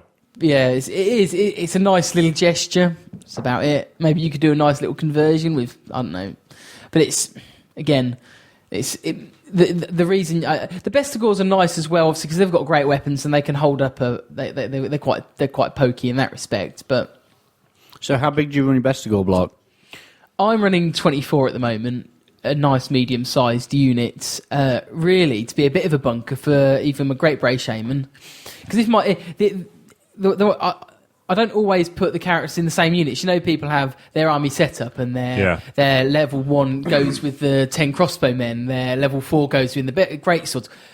Mine chop and change all over the place, purely based upon who I'm fighting. So if I know I'm playing a Hell Cannon, I'll always have the Lord with the Bestigor, because I want the lead. I don't want my army panicking off the board. Yeah. So sorry for the listeners who probably haven't cottoned on to why the magic banner is so important. It's because you're running the +1 leadership banner in the Bestigor. People say, do you run the flaming banner or the +1 leadership? And as much as I love the flaming banner dealing with A-bombs, which I can't stand, the +1 leadership banner is holistically much better, because you will use it 90% of the time. Yeah. Whereas the flaming banner, you will use it against a Graveguard bunker or an A-bomb or a Hydra. Even though that you don't, with the Beastman, you don't really need to get into Hydra, but generally it's better all of the time. So the Bestigor, a nice little block. Also, the other option is multi-use of the unit is if the big block of gore run off with the BSB and the Doom and the Beast Lord, it runs off and does its stuff. Then the Great Bray Shaman, who's only leadership 8, is kind of on his Todd. So he sometimes goes in with the Bestigor, so it's leadership 9. So you've kind of got a lot of versatility with the units and the character setups and things like that. So sometimes he goes at the back as well. So then you've got practically a leadership 9 army all over the field. Yeah. So that's just multi-uses of an army. Like when you've got a very like one-dimensional army, a bit like the Empire army I took to the Masters, that was very one-dimensional. It sat at the back and shot you and died 90% of the time. But very one-dimensional, and that, to me, doesn't work. You need an army which has got a little bit of everything, and you get this with the Beastmen. Balance is the new filth. No, exactly. How's your Beastman shooting? Getting on with you then? Awesome. Brilliant. In actual fact, the last tournament I went to, I had an Ungor Raider shoot a Hydra in the eye and do a wound first. Nice. Yeah, brap, yeah, innit? Rap. But I've been playing with a few setups actually where you can get a lot of magic missiles, because there's like the magic missile which is 5d6 strength 1. So I've been. Is this in the Lore of the Wild? It is, yeah. But you can get a magical staff. But again, it's 50 points. It's a lot of points where you can get it as bound items. Yeah, it's Unit Harpies, isn't it? It's a big decision. Yeah, very much so. Yeah, so I've got quite a. I've been toying around with it where you get the magic missiles, so you do give yourself a bit of ranged, and there's an item as well, which is again it's a nice little item which makes you reroll wounds in the magic phase. I think it's Hag Tree Fetish or something like that. And with 5d6 strength 1, it's quite nice. Rerolling to wound, and that's quite nice. But then if you take the Shadow Law with minus d3 toughness, you can actually do a lot of damage with shooting. I haven't play tested it much, so I don't know in reality how good it is. I'm suspecting on paper it's going to sound nicer, but because it sounds more of a bit of a trick. You've got the rerolls to wound. You need to get the minus d3 off. You need to get the start. You need to get all this off to make it effective. Whereas I don't think that's the best way forward, really. No, your opponent will see it coming and stop the withering, or you'll do it turn 1, and they'll go, right, okay, next turn we'll stop That's wither. not happening again, yeah. Yeah, exactly, yeah. And with a level 2 Shadow Shaman, I don't know, Withering's Castle of 12, 13, something And like that. you've got to roll it, haven't you? Exactly, yeah. You've got then you're losing 4 dice from the pool where... So it's a shame the shooting don't really work, but I don't think you need it. I think To be honest, they're not really renowned for a shooting army, are they? No, they're not. It's like a warrior's army, isn't it? I think also with 8th, shooting has been so negated. Yeah. And and I think that is, I mean, going off on a bit of a tangent, I think this is why I've been done so well with these, is because I've got an army which commits. And a shooting army doesn't really commit. It sits around like Ben, your old 7th Ed Dark Elves, just danced around. Do you mean 7th Ed? Just danced around, didn't it? And it was like, oh, yawn fest.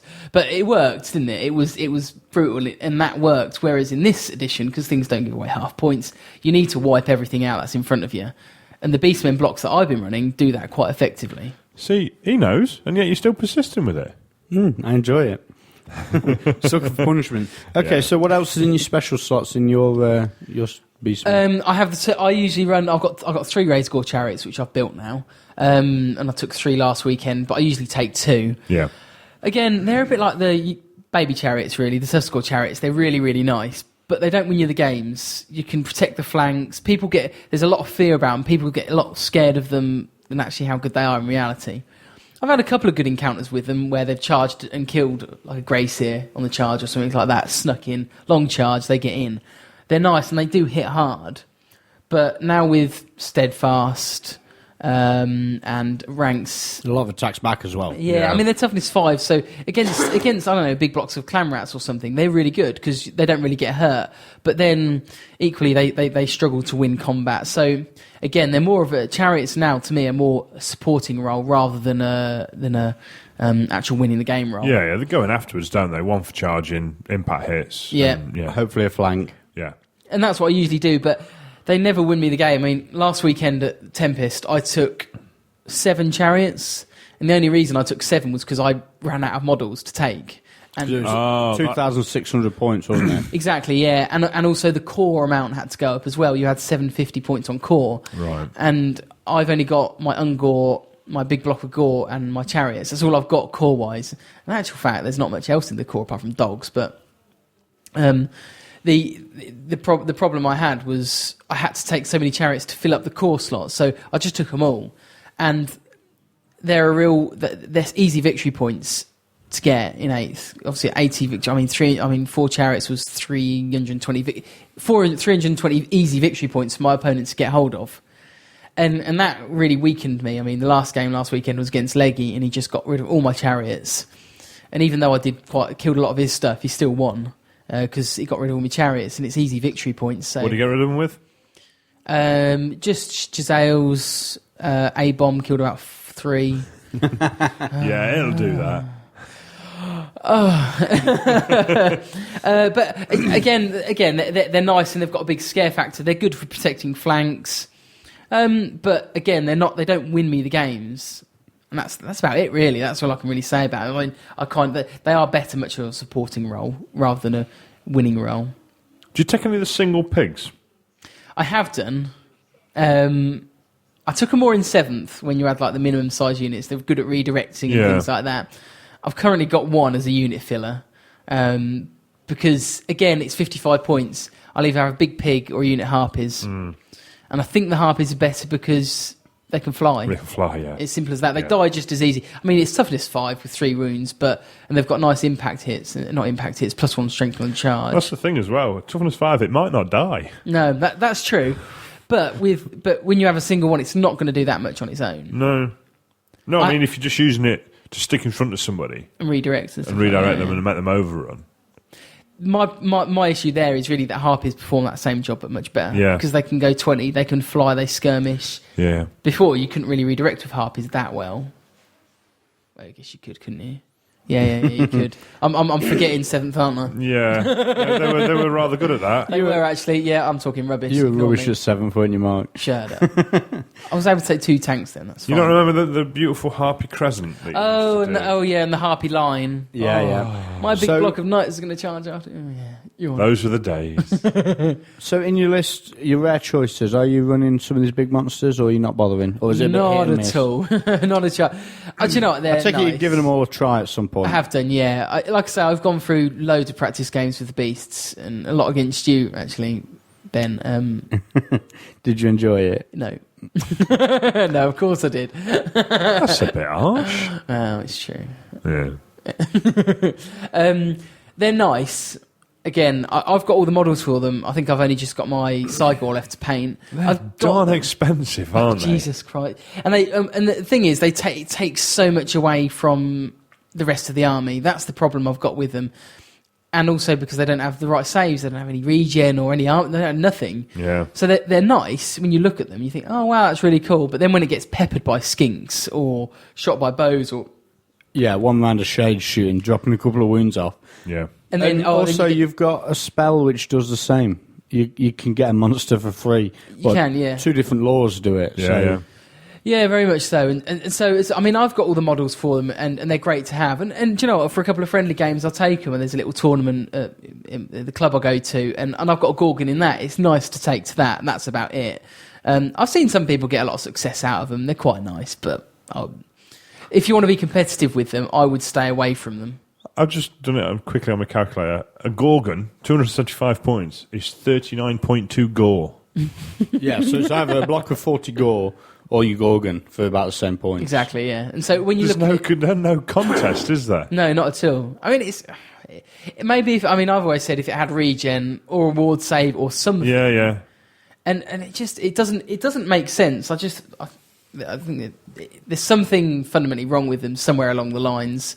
I mean, like the Cygor, I mean, it's a nice little ability, or if you fail your leadership role, you miscast or something like that. Or, I mean, but BSBs, that just completely...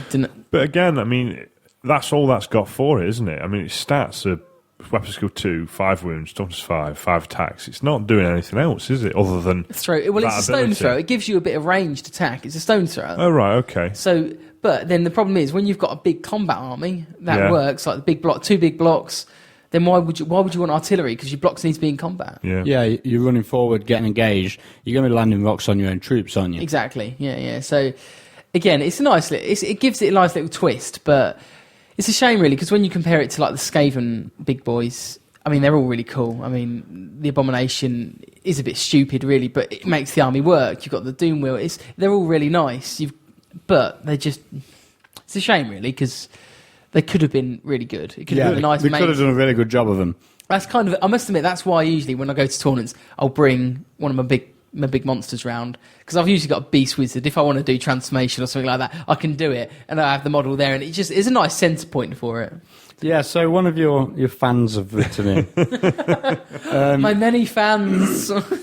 On this exact They heard nasty lies and rumours that you might have been coming on the show, and one of the questions was along the lines of, is it cheating to use the same beast as first a dragon and then as a hydra? Can I just in say, the same game? Hi Rob, first off. I heard you're one of my biggest fans. Midget. Yeah, I probably would say that's. I mean, clearly this person's got a gripe against me because I smashed his demon army. Really, I mean, with Beastman, I think that's pretty depressing. The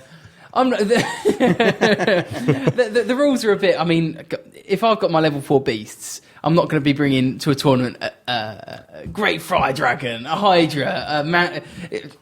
Yeah, he's just messing with you. Clearly, he's got issues he needs to resolve. At least you brought a model. Okay, so You know what I mean? I bet somewhere out there someone's tried to just put a base down. Probably, yeah. So we've run through the list, and I think one glaring thing that you've sort of touched on but not really talked about is the one item from the rulebook which is in every single Beastman army. So where is it in your army? The Crown of Command, of course. Oh yeah, brilliant. No, So you never leave home without it, I take it. it's kind of a bit of a. It makes the army work, because the problem with Beastmen is that, again, their stats are okay, just a little bit above average. You will take so many wounds, like the big block of gore. I mean, I've had it where Blackguard +1 attack kill 18 gore in one round of combat, and it's like. That's without even any magic buffs. That's just the cauldron on them. Exactly, yeah. And so it's like, right, if I'm going to have any chance of winning here, I need to survive. I need to hold that combat. And so the Crown of Command, just because you've got such a long line of gore, you've got 10 models wide, you can kind of control what goes into it. You stick your BSB one side and your Lord the other side. You can either go for the BSB or the Lord, whatever unit goes in. And whatever's going to hit them, I mean, they're toughness 5, 2 wounds, 3 wounds, 4 at ward, whatever, you've got quite a lot of protection. And you're only going to clip them, whatever goes in. So say like if you've got a unit of, I don't know, 10 greatswords, you'll only ever clip into them. So the chances are you're not going to kill the Lord. So the idea is that the next round, you can hit back and you win the War of Attrition through the Stubborn Crown, because Beastmen don't survive. They win through War of the Attrition, and they get that through the Stubborn Crown. So some armies take it and they don't really need it. It's just a kind of fail-safe. Some armies just don't need it. Yeah, but the Beastmen really make use of it. To me, it's a real fundamental item that it's needed to make the list work. 'Cause I played against you, didn't I, one time, Ben, when you had your Witch Elves or Blackguard, 40-odd attacks, and there's Mr. rolling with a bucket, causing a mini earthquake as he rolls all the dice down. And he kills sort of like 30-odd gore, and I'm like, well, I can probably kill that many back, but I'm just going to lose in combat, and there's no way I'm staying. So you need the Stubborn Crown to win that War of Attrition, really. So yeah, I definitely agree with that. Okay, so is there any other magic items that are in the rulebook and you think are as crucial to the army? Maybe not as crucial as the Crown of Command, but similarly. I think we've already talked about the Shard of the Herdstone, which is just brilliant. Again, it makes the magic phases guaranteed nearly effectively, and I think that again, being competitive, you need one of those. Well, you need it in my list if you're taking a magic list, of course, because I think that's what you need. The other item which I find really effective is the Black and Plate. Yeah, I was just going to and again, because every army at the tournament scene has got a flaming banner to deal with Graveguards, A-bombs, Hydras. Yeah. Well, this is the complete opposite. You've got the Black and Plate, which gives you the 4 at ward to that entire unit.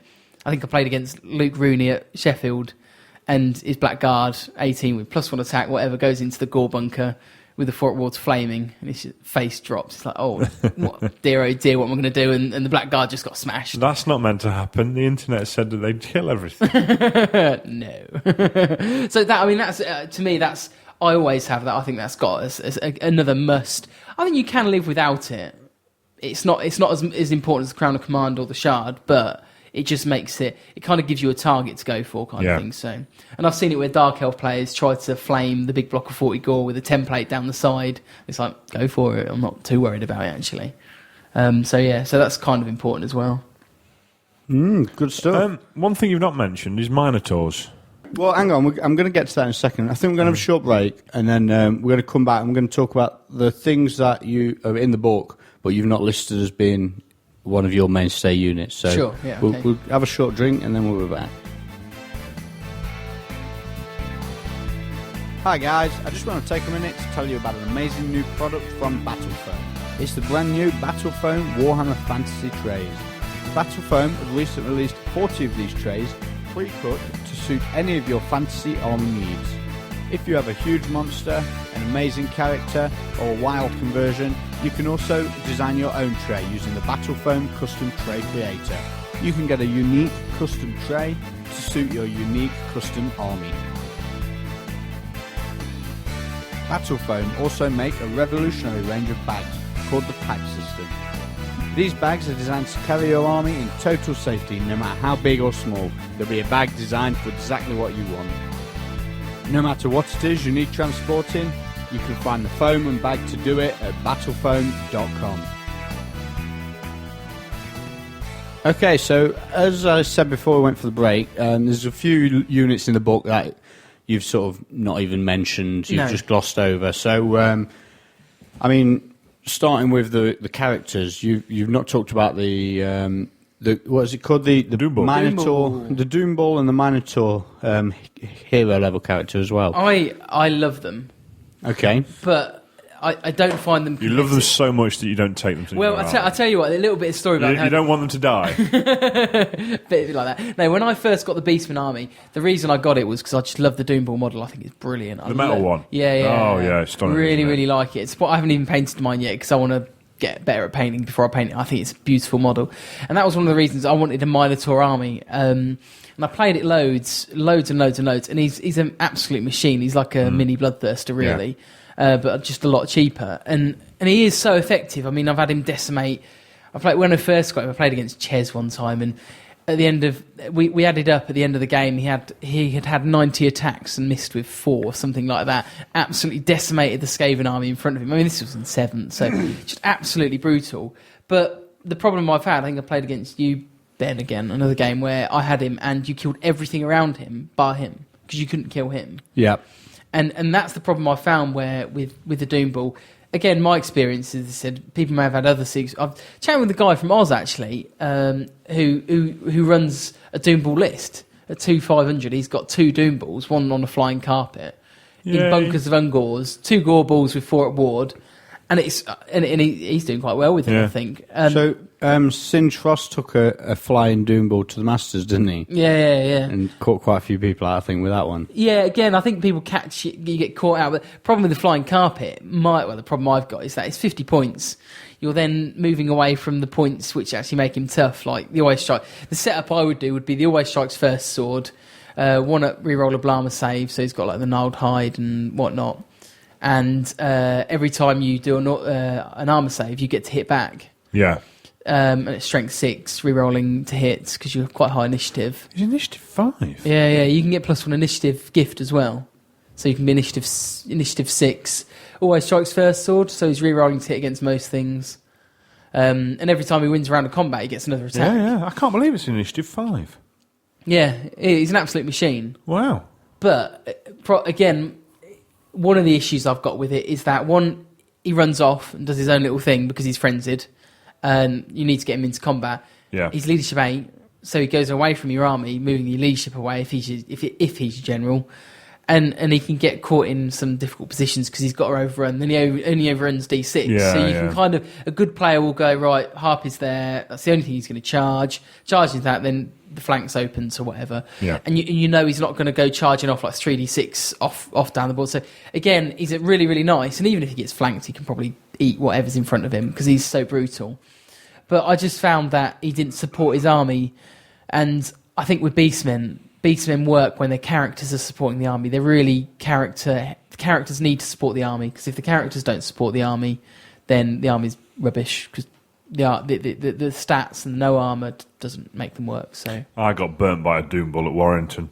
Just sat in a house and wouldn't die, and it was Watchtower. Killed the rest of the army, just couldn't shift the Doomball at all. Got toughness 5, strength 6, 5 wounds, is it? 5 wounds, yeah. And you get, I mean, like I say, you can get 1 up reroll a Blama save, and it's just It's a lot of points, though, isn't it? I mean, just his base points. Yeah, it's 235. And he's not far off the price. The Doom Bull and Unit Harpies, and you can have a Beast Lord and a Great Bray. Yeah. Very much so, Thing is, as well, Doom Bull, give him heavy armour and an additional hand weapon is 20 points. It's a lot. Yeah. You know what I mean? It's... And again, going back to the point before, it's taking away from the rest of the army, and the rest of the army wants its numbers. So I've tried, and I've really tried to. I've had so many test games with it. I've tried, but failed a bit. But maybe I need to do different setups. Like I say, some people have had luck with it, but competitively speaking, I think the Beast Lord is better.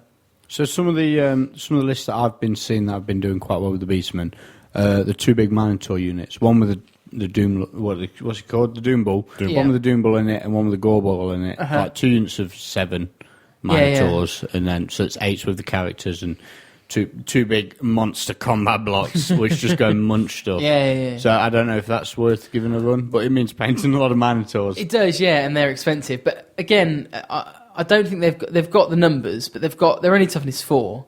So they can be peppered quite easily with shots. And then you start... the problem, again, a bit like ogres. When you start chopping off ogres, I know ogres are slightly different, but they lose their effectiveness greatly. They're like an elite unit, but they're not elite because they don't really have any armour. They need to keep the numbers up. Yeah. And you can't afford to because of too many points. Well, 20 points each, more than an ogre as well. Yeah, they're a lot. I mean, if you get them into combat and they just munch whatever is in front of them, they get more attacks. I mean, what, they basic 3 attacks each plus frenzy? Yeah, 3 attacks plus frenzy. I'd always do mine with additional hand weapons, strength 5. And then 60 points a man, though, dude.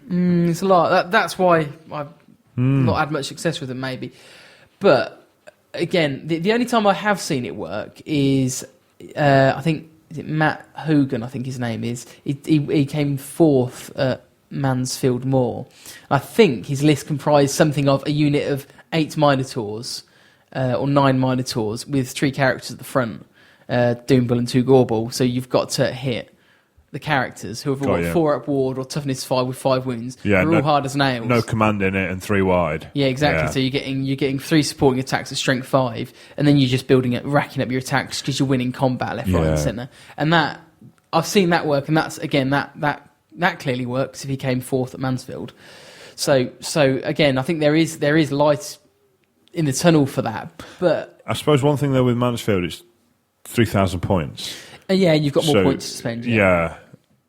But still, even still, you've got. It's all relative, isn't it? Yeah, yeah. Because they just have more points in front of them.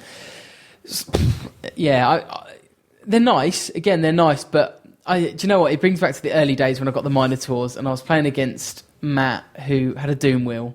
Last turn, I was destroying his Skaven, and then all of a sudden, this Doom Wheel comes running around the corner, Warp Lightning. And I had 3 Minotaurs left. 2 Minotaurs on my Lord. Zap, zap, zap. Was this back in the day where the Doom Wheel could do handbrake turns? Yeah. Okay. And so basically, I guess it's a bit of a hang-up from a long time ago where I just had my army, the Minotaurs, absolutely decimated. I have got Minotaur models, and I'll probably paint them eventually, but it's not... Well, on that, what do you think to the models? Because they've had a lot of bad press. They're okay.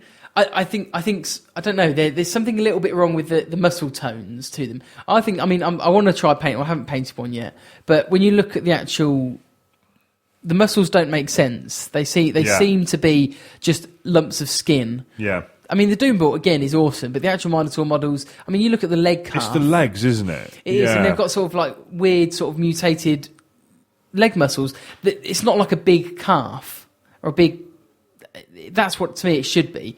The rest of the models are all right. They've got big back muscles and everything like that. And the faces are quite nice. Yeah. But again, there's just something... I can't quite put my finger on it, really. They're nice, but... I think they're a good base. I don't think they're anything more than that. You'd want to convert them a bit, would you? Yeah. I've seen a couple... I think if you read the new Unseen Lurker that comes out, which is out in a little while, you'll see a couple of conversions Wayne's done with one. And that looks quite nice. I won't say much about that, but... Sure, we spoke about that, haven't we, last episode? Last episode we got a sneak peek of the new Unseen And that's Lurker. quite nice, like a big worm, isn't it? Yeah, he's giving it a worm tail, and that's quite nice. Yeah. So then I don't think they're as bad as people make out to be honest. No.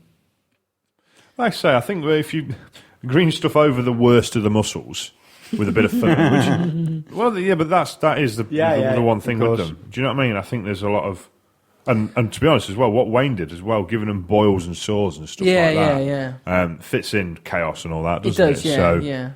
Yeah. I like them. I guess I reckon you would probably see more Minotaur armies if Minotaurs were made cool with a Doom Ball, like they were in the previous. I think you would see more of them like that because you would feel because at the moment I'm filled up with gore, but I reckon if the rules were like that, I would probably use them because they would start filling up core choices. God, they'd fill it up quick as well, wouldn't they? Yeah, would do, 55 points a model. Yeah.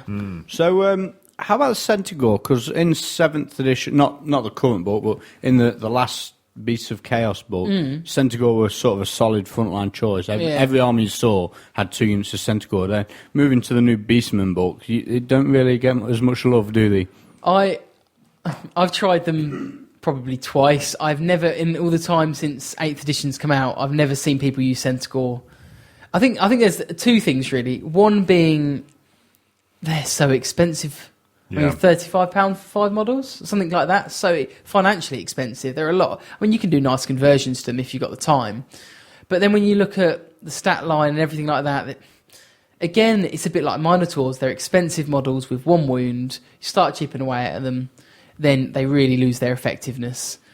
It's quite nice. They've got the little special character to make them core, and then and that's quite nice. But again, a lot of tournaments out there that I go to don't allow special characters, so it kind of negates that little ability you can get with them. So I just don't. The fact everything's striking back now as well in 8th edition. I think before they would run in, they would have whatever spears, 2 attacks each, run in, kill whatever front ranks in front of them, and then overrun because they can run fast. But now, the fact everything goes back, they've got a 4 up armor save. Light 2 armor, attacks, shield, mounted, 2 attacks at strength 4, 5 on the charge, 6 if you've got a great weapon. Again, they're just going to. I've always said if they had 2 wounds, they'd probably be worth it. Yeah. Or if they have Vanguard maneuver, something like that. Again, there's just something I personally feel there's something missing from them. I mean, they're 23 points a model, aren't 25, because they're not fast cavalry either, like you say. No, you compare that to like an Empire Knight. Yeah. Which got 1 up armor save. Yeah. There's no competition really. I mean, movement 8 is quite nice. Movement 16 is really fast. It runs at you. But then again, it's going back to the whole characters support the army. All the characters in the book are movement 5, 6 if it's Minotaur. So if you've got these poor little Centaur running forward, doing 16 inches forward, they're not being supported by the characters. So again, it comes back to a real sort of issue maybe with the list I'm using, but I just can't not see feeling the love for him, eh? No, which is really irritating because I love the whole idea of Centaurs in all mythology and stuff like that. I mean, I do lots of other fantasy stuff outside Warhammer, and Centaurs have always been a bit of a personal love for me because I think they're great. They look cool and everything like that. Half man, half horse. They were badass in Harry Potter. Yeah. I'll be quiet. You say horse, I'll I be think quiet. it's cows. Anyway, okay, so one of the biggest things you've not actually mentioned even once, you've never even uttered the slightest bit about it, is the Beastmen Army Special Rule Ambush. I take it you just don't like the idea. It's a nice idea, but again, Comes back to having to support the army, don't it? Very much so. It is nice. It's nice. I've tried it with lots. I've been to a couple of tournaments when I've taken 6 units of Ungor Raiders, and it's nice. But you can't guarantee it that much. My question with it is you have to take the unit and then you've got to roll on the table to see if it turns up. So if you're on the table and you get it and they turn up, what do they do then? You get chased off. Yeah. The only way, I mean, I haven't had much playtesting purely because I haven't had the models really, but I would like to try playtesting big blocks of Ungor, like 20 Gore, sorry. And I because like last weekend, Tempest Rising, 2,600 points. I said that I took loads of chariots because I had to fill up my core slots. Now, if I were not to take the 4 baby chariots, I would take 2 units of 20 Gore with additional hand weapon, and that's the same points value. Now, I think there's a scary prospect about 2 units of 20 gore hitting the side of combat, or if you're all lucky, hitting the back. I think you've got quite a nice little. I've got quite a nice little idea with that, because then you've got. Yeah, but then don't you need 2 units of gore to deploy? Yeah. No. It's all about the numbers. You've got. Oh, if so I've you got can my have 1 unit of 40. Yeah, then I can have 2 units of 20 gore. It doesn't. They could have spears. They could have full command. It don't matter. No. What's it say, Ben? You got the book there? You must have another unit of at least 40 gore to deploy if you want to deploy 40 gore as ambushers. So if you want to deploy 2 units of 20 gore, you need 2 units of at least 20 gore Oh, right, okay.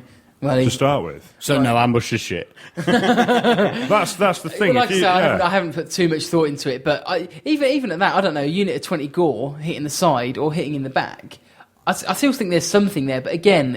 It's so It's so unpredictable. It's so situational, though. You know, you roll on the table on 1, your opponent gets to choose. On a 2-3, they don't come on. On a 4, it's left. A 5, it's right. And a 6, you get to choose. Yeah, I mean, And you know for a fact that if the enemy's war machines are all on the right flank, you're going to roll it comes onto Absolutely, the yeah. left flank, aren't you? Yeah. You know that's what's going to happen. So it is. don't get me wrong. In a game, at some point, it will be great. Yeah. But no. And again, it's dedicating a lot of points. I mean, 160 points, 20 gore. It might be quite nice in some games. The other thing as well, I don't know, the upside to it is you don't have to ambush them. So there's other leeways you could do that. You could say, well, I'm not going to gain any benefit by going on the back or the sides. Well, another thing you just said as well is all about supporting the army with your characters. Now, if they come on at the back, they're completely unsupported. Yeah, exactly. So The Primal Fury doesn't. You won't get the Primal Fury rolls. Again, it's a nice idea. I might try and toy with it really, but I think you need a big unit for it to work. We'll see. I think it's something I want to play test a little bit more. I've really been focusing on supporting the big blocks of my army, and that's been working. And so I'm kind of thinking, if it ain't broke, don't fix it. Yeah, of course. You don't want to start moving away from it. No, and also it just means I've got to paint another 20 gore up, and I've taken so long painting my arm as it is. without reading through it all, can you put a character in there? I'm assuming not. No, there's a special character you can put in there. You put him into Ungors, but again, he's a little bit random, where he can be a magic user or he can have a little bit of extra strength. Four-horn guy, right? Yeah. Again, I don't play with many special characters, so I don't really know. One special character I did like when I first got the book is the brass bull chap. Oh, he's awesome. Yeah. He's pretty meaty. He's the only thing in the army that's got flaming attacks, and again, he's a mini bloodthirster, really. But again, he's the same problem with the Minotaur. He runs off, does his own little thing. I don't think he's many points, is he? He is Great radio, guys. 335. Both reaching for your books. Yeah, 335 points.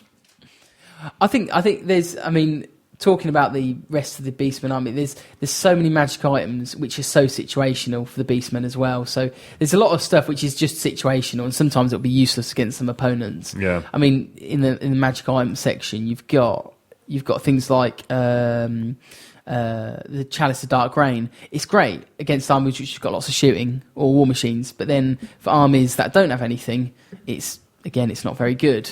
And then there's a few other things in there. What's the one that springs to mind? Like the Primeval Club. So you get your unmodified leadership. That's your strength. If you're playing against undead who's got strength 5, it's just not very good, is it? It's just so you're spending a lot of points. There's an awful lot. I mean, you just go through it all. There's so much in here which. Yeah, but that club is 100 points. Yeah, I know. And there's a +3 strength sword in the rule book. Exactly. Yeah. Has the internet not been crying about 100-point magic items recently? With a new Orc book, there's a lot of those, isn't there? But there's a lot of stuff in there which is, again, it's nice, but it's so situational. Like the Stone of Spite, it's awesome because it can destroy arcane items. You come up against dwarfs, and I've got this point. It destroys arcane items. Yeah, Stone of Spite. Oh, it explodes them, don't it? Yeah, power level 5, 1 use only. Every arcane item within 18 inches is his friend or foe, so you've got to think where your scroll's going to be or if it's been used. The item gets destroyed and the bearer takes D6 strength 4 hits per turn. It's nice, but again, it's quite situational. And everyone uses a scroll on it because of why. Yeah, but you say about a scroll, though. Does a scroll go once it's been used? Oh, Yeah. I'm not sure. Yeah, there's Or that. is it still a blank bit of paper that explodes in your hand? No, you can use it before. This message will self-destruct. The nice little combo on the interwebs, people say, is using the Stoner Spite and the Power Scroll at tournaments, which allow it. Where you use the Power Scroll to make it irresistible. It's a one-use item, so it's all one use. It all goes off, and so you can't stop it. It's a nice little combo there. Yeah, but would you not explode yourself then? No, because you're destroying the item. In Power Scrolls used, gone. Yeah, but is it gone? And your toughness 5. Yeah. You know what I mean? It'd be great against elves because toughness 3, strength 4. I really want to do it against Teclis because he's got about 500 arcane items. Yeah, I on was him. going to say that as well. Obviously, this came out in 7th edition where most wizards had 2 because they had a scroll, didn't they? Yeah. Whereas now, you're not getting that, are you? You've got one, so again, sometimes, I mean, my army's got 1 arcane item. Yeah. So again, it's really nice on paper, but then when you start looking at it, you're like, meh. Things like, I mentioned another one as well, Eye of Night. You get magic resistance 2, nice. In addition, each enemy wizard within 24 that attempts to cast Life, Heavens, or Light suffers miscast, you can force them to re-roll it. Again, it's nice, but that's only 3 laws in the game. Yeah. If they don't have them, you've spent 45 points on an item which does nothing effectively. So again, there's an awful lot of items in there which are nice, but I think better for friendly play rather than tournament play. Okay, so you've got your list down. We've been through what's good, what's bad, and how you like to play it and that sort of thing. So what sort of matchups do you and don't you like? I mean, I've heard you say a few times you've took on the demon players and beat them. You played Luke's Dark Elves, which is pretty tuned Dark Elf list. You beat him. So what's good for the Beastmen and what's bad? I'll take it just back a little bit because when I used to play my Empire, there'd be armies where my head would sink and I'd go, oh, what am I going to do against the Skaven? Because they're going to cannon my tank, they're going to do this, they're going to do that. And there are some armies that I really do struggle against with my Empire. But with Beastmen, and especially last weekend at Sheffield, whenever somebody put something down on the board, I was like, okay, that can deal with that, that can deal with that. And the one thing I've really liked with my Beastmen is that I've got something in my army which can deal with something. There are a couple of things to struggle against, maybe an A-bomb or a Graveguard bunker. But I know there are ways I can deal with it. Just because I've got a little bit of everything. I've got my Beast Magic, my Shadow Magic, my Death Magic. I've got my Hordes. I've got the things which hit like the Beast Lord with a great weapon hits like a train. So he can take out heavy armour, whereas the big block of Gore can take out lots of infantry. So I whenever something goes down, there's something in my head which I know which can deal with that. And that's why I really like them. And when I've seen the matchups I've been against, Dark Elves is great. My army is really effective against big blocks, small blocks. Sorry, I'll just say the wrong words. It's fine. Small blocks of like elite infantry, Chaos Warriors. Brilliant against Chaos Warriors. I played against Sheffield. This guy had a unit of 19 Khorne warriors with halberds and +1 attack from the shrine. And he charged into my big block of 40 Gore, and he was like, I'm going to eat these. And I'm like, well, he killed about 25 Gore. I then hit back and killed something like 12 Chaos Warriors out of his 19. And he's like, oh. And it's like... And then you whipped out the stubborn hat. Yeah, exactly, yeah. So he wins combat by loads. So I'm leadership 9 with the reroll, fine. Then it's my turn. Then I've got my magic debuffs against him. Yeah. So they're so effective because they've got so many attacks. And because of the Beast Banner, they're +1 strength of Gore. So I found they're really, really... Same with Dark Elves as well. Dark Elves, even with Occam's Mind Razor, hit like a train, kill 20 models. That don't bother me because I know I'm getting 30 odd attacks back. You're elite. I'm not. And so it works like that. So I've been really Demons are the same really as well. They've got toughness 3 most of the time, 5 up ward. You're going to chew through them. You're going to win the war of attrition if you play it right. I've had a couple of games the other day with Big Z where I didn't win that war of attrition. No, I watched this and you really didn't. No, and that's what happened. He charged the Gore unit and killed it in a turn with the Fiends and Bloodthirst. Bloodthirst. Big Bloodthirst in the side, Demonettes and Khorne Herald. No, and Bloodletters with what spell was it? Barona's Time Warp. That one. Basically, he charged it with his army. Yeah, that's going to sort it out, isn't it? And to make matters worse, my Beast Lord wasn't in the unit. But ignore that. We'll ignore that as a little hiccup. A little hit, right? Dude, you just pushed it straight forward at the Demon Army. Yeah, I know. I tried to beat it, but it was a good. To me, I learned a lot from that. Yeah, because because what I did when I remember playing that, because I pushed it forward and I said to myself, I think I even said out loud, I know what that unit's capable of, and so I'm pushing it to its very limits there. I think if I'd had the Beast Lord in it, it would have stayed there. Well, the Beast Lord would have stayed there. How many gore did he kill? I can't. It didn't kill. He killed quite a lot, didn't he? He killed absolutely loads. But you weren't stubborn and you ran away. I think he killed them all, dude. No, he didn't kill them all. No, he killed a load. He didn't kill all 4. You got to go some to kill 40 toughness 4 troops. Do you remember he went into the Bestigor as well? There was like a double combat, wasn't there? Anyway, he killed. That not after he overrun having killed all of the gore that he something hit the like no. Again, it's the way, in my experience, the way that unit works is by the War of Attrition and the Beast Lord being with the unit, so they're not running away. Yeah. And then the next turn, I've got all counter charges and magic. Yeah, my magic more importantly. So again, I pushed it to the limit there. I've realised where their limit stops. And more importantly, it shows how important the Beast Lord is to the unit. So you can go toe-to-toe with supposedly the top-tier lists? Definitely. Like at Tempest last weekend, I mean, I think Game 5 I was on table 1 against Jack, and I wasn't thinking, oh my God, he's going to smash me. I was thinking, okay, I need this to get off, I need to do this, I need to... And I made a few noob errors, real sort of schoolboy errors, where I was doing so well against him, and then things kind of collapsed because I made a few wrong mistakes with my I've army. seen this on Twitter. Oh, have you? I haven't. Did you not post it up? I don't do Twitter. What was it on? Maybe it was on the Warhammer forum then. Right, okay. You're asking Jack, why did I do this? I can't remember. Oh, yeah, no, there must have been a reason, but I can't for life remember what it was. Yeah, I didn't. I had my big block of gore. And again, going back to the whole Beastmen need to commit to win. And what I'd done, I think I'd sniped Jack's characters out. I'd killed about 12 Temple Guard, and he was really petrified of my level 4 doing the Purple Suns down his army and stuff like that. And when he had only like 8 Temple Guard left, I had my big block of 40 gore sitting at the back. And I'm thinking I needed to get rid of a few things before committing them, but I don't know why I didn't do it. And I'm thinking, I was driving home thinking, why on earth didn't I commit my army? And they're like the simple rules I have with my army: push it forward, commit. And it's as simple as that. It's not very rocket science. And I didn't do it. And I think it cost me the tournament because I was doing really well against him. I'd sniped his magic wasn't having much effect on my army. I'd sniped some of his characters, and I was doing really well. But anyway, it fell apart at the seams. Although I did have quite a funny little encounter with a level 1 Bray Shaman. I'll tell you the story because it was quite funny. He had a Stegodon on 1 wound. Next to him, had a unit of 5 skinks, and behind that, he had a Cold 1 Cav, 1 left. And I had a level 1 Bray Shaman run forward, a suicide. I was going to roll 6 dice to explode because it was a real long shot. At this point, I was like, I've lost the game, just going to have a laugh. So roll my dice, double 6, excellent, got the spell off. Went to miscast, rolled a double 1. I was like, yes, I'm going to blow up everyone around. What was the spell?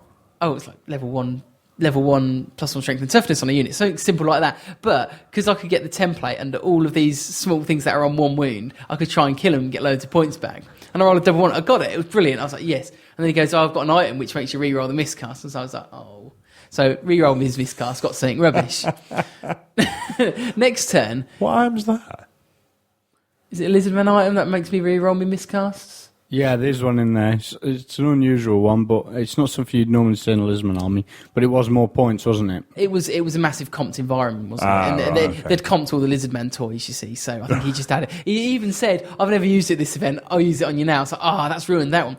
So next turn, he charges with the Skinks and the remaining Saurus. Does 1 wound to my Shaman. I run away about 4 inches. He doesn't catch me. Next turn, I rally, do exactly the same again, roll 6 dice at the +1 strength and toughness on a unit, something like that, and then blow myself up and roll a double 1 again for the miscast and killed the Ancient Steg, the unit, and everything around it. That's brilliant, mate. Smile to me. That's good. But yeah. So that was one of the when 8th was on its way and everyone had seen the miscast table. Everyone was saying, "Oh, people will be running level 1 wizards as suicide bombers exploding." I've never heard that before. Except you're my hero. It was. Do you know what? In a normal game, I wouldn't do it. But in actual fact, thinking about a valid tactic, he had a Steg on 1 wound. He had 1 Saurus Cav left, and he had a unit of 5 Skinks. against a 75-point wizard. It's all it was. No items, no nothing. He was just there to give me the extra power dice. So win to loss ratio is in my favour, isn't it? And it did. I got loads of points from it. Yay. Good stuff. Okay, well, I think we've about covered most of the stuff in the Beast book. Is there anything you want to add that you think we've missed out on? No, I think we talked about a lot of it, really. I think we just covered that. For me, there's massive strengths to the Beastmen. And I genuinely, my feeling, especially the past 2 weekends, I felt really competitive with them. And I think they're really underestimated at the moment as an army. That's what you want, isn't it, from your army? You want to feel that you can... Yeah, I mean, I go out a long shot. I enjoy my Beastmen more than my Empire. And at the moment, I think Beastmen are more competitive than Empire. People may really disagree with me on that, but with the Empire, I think there's some real crutches. Skaven, they struggle against Skaven because the banner and things like that. And there's Purple Suns and Pit of Shades that can really deal with Empire armies, and they've got some really bad matchups. Whereas with the Beastmen, I don't really feel I've got a real bad matchup, but there are some armies I'll struggle a bit against more. So the way I've been running my Beastmen, I think they can compete. I never once felt that I couldn't beat somebody, and sometimes I felt that with other armies I've played with where I've just struggled and I'm just banging. On the flip side of that, is there any armies where you think, I've got this easy? I don't think it's not easy. But I'd say there's some armies like Dark Elves. Most games against Dark Elves now, maybe not against... I think I've lost a couple of games when I was practicing my list with you. We've not played for a while, though, have we? No, we haven't, and I was still testing some books, testing some different armies out. But I felt armies which are, like I say, elite armies, warriors, I found easy. I rarely lose against warriors when Beastmen. And so more of the elite armies. I think I struggle against more like the mass armies if people overwhelm me, like Skaven. For someone example. Who can go toe to toe with the Gore over a few rounds. Yeah, I think take so. Take the punishment back the same and dish it out just the same. Yeah. Exactly. Yeah, I mean, like I don't know, Skaven slave block going into the Gore block, then getting shot at by spells, magic 13th. So Skaven, I think, are pretty difficult. Yeah, and again, it's such a narrow frontage, aren't they? You can't take advantage of your horde, 10-inch wide horde, can you? Exactly, yeah. So I would say I struggle more against the horde armies. But even so, I'm not looking at the army and going, "There's no way I'm going to beat this," because I think I can beat it. I've got the tactics there and the right stuff. If the right stuff gets off, so it's one of those things. I think I can be competitive against them, but I don't feel like I'm on the back foot with playing anything. And that's the big thing, I think, with Beastmen, to say that. But it's a big thing with any army, like I said earlier. Do you know what I mean? You don't want to turn up and go, oh, here we go. Yeah. I'm going to get smashed. Yeah. Good stuff. Well, hopefully that covers everything from the Beastmen book. Before we sign off, though, we've got some fan mail. Yeah. Okay, so we don't adoring fans. We don't normally get fan mail, but as soon as you're on, we've had a load. Okay, I've not made notes of who all this is from, so sorry if you've asked a question and I've not given you a shout out for it. But the first one was from the Twitter. Chris Tomlin from the Black Sun asked, is there any photos of your army on the interwebs? I know it's in the latest issue of Unseen Lurker, but it's been winning a lot of prizes, a lot of people are talking about it. Is there any pics on the net? Yeah, today actually I posted a bunch of pictures on the Herdstone forum. I think if you just type in Google Herdstone Beastmen forum, you'll see it in there in the painting and modelling section. I've put quite a lot of pictures up on there you can have a look at. And there's also, I think, on the Tempest Rising on the warhammer.org.uk there's forum. a few snaps there's on a there, few snaps on there. But if you go to the Herdstone, I think it's freewebs.herdstone. I'll stick a link to that in the show notes. Yeah, if you do that, because in the painting modelling section, I've put quite a bit on there of just little bits of everything. But you need to copy and paste that onto TDRF. I'll copy and paste it onto the Bad Dice forum. Okay. Or that too. Yeah. You're a good girl. I am a good girl. Okay, so that's your photos. Okay, so next up from Steve Halliwell, actually. Beastmen often looked on as being sort of a whipping boys army. Do you think that gives you an advantage, is that people think that they are quite underrated and don't realise that they are quite powerful? Do you prey on that? I think there is definitely a bit of that. Again, I used to with my orcs. Yeah. I'm not saying it's a bad I think thing. again, it's going back to the psychology of the game. Yeah, And I think I think Dave Greenwood I played last weekend, and it was like table 2. Sorry, game 4, and he was like, "What did Beastmen do?" And I'm like, "Oh, you'll see in a minute." And then at the end of the game, sort of like 20-0'd him kind of thing, and he's like, "Oh, I didn't know they could do that." And so bless him. So yeah, there is that again. It's that aspect of psychology in it, and no, if they don't realise what you can do, then you just take full advantage of that. I used to love that. So, what does WoW do again? Rightio. You did that Turn to 3 as your wyverns appear cresting a hill. you did that to me at Open War, didn't you? I've done it to everybody. Everybody.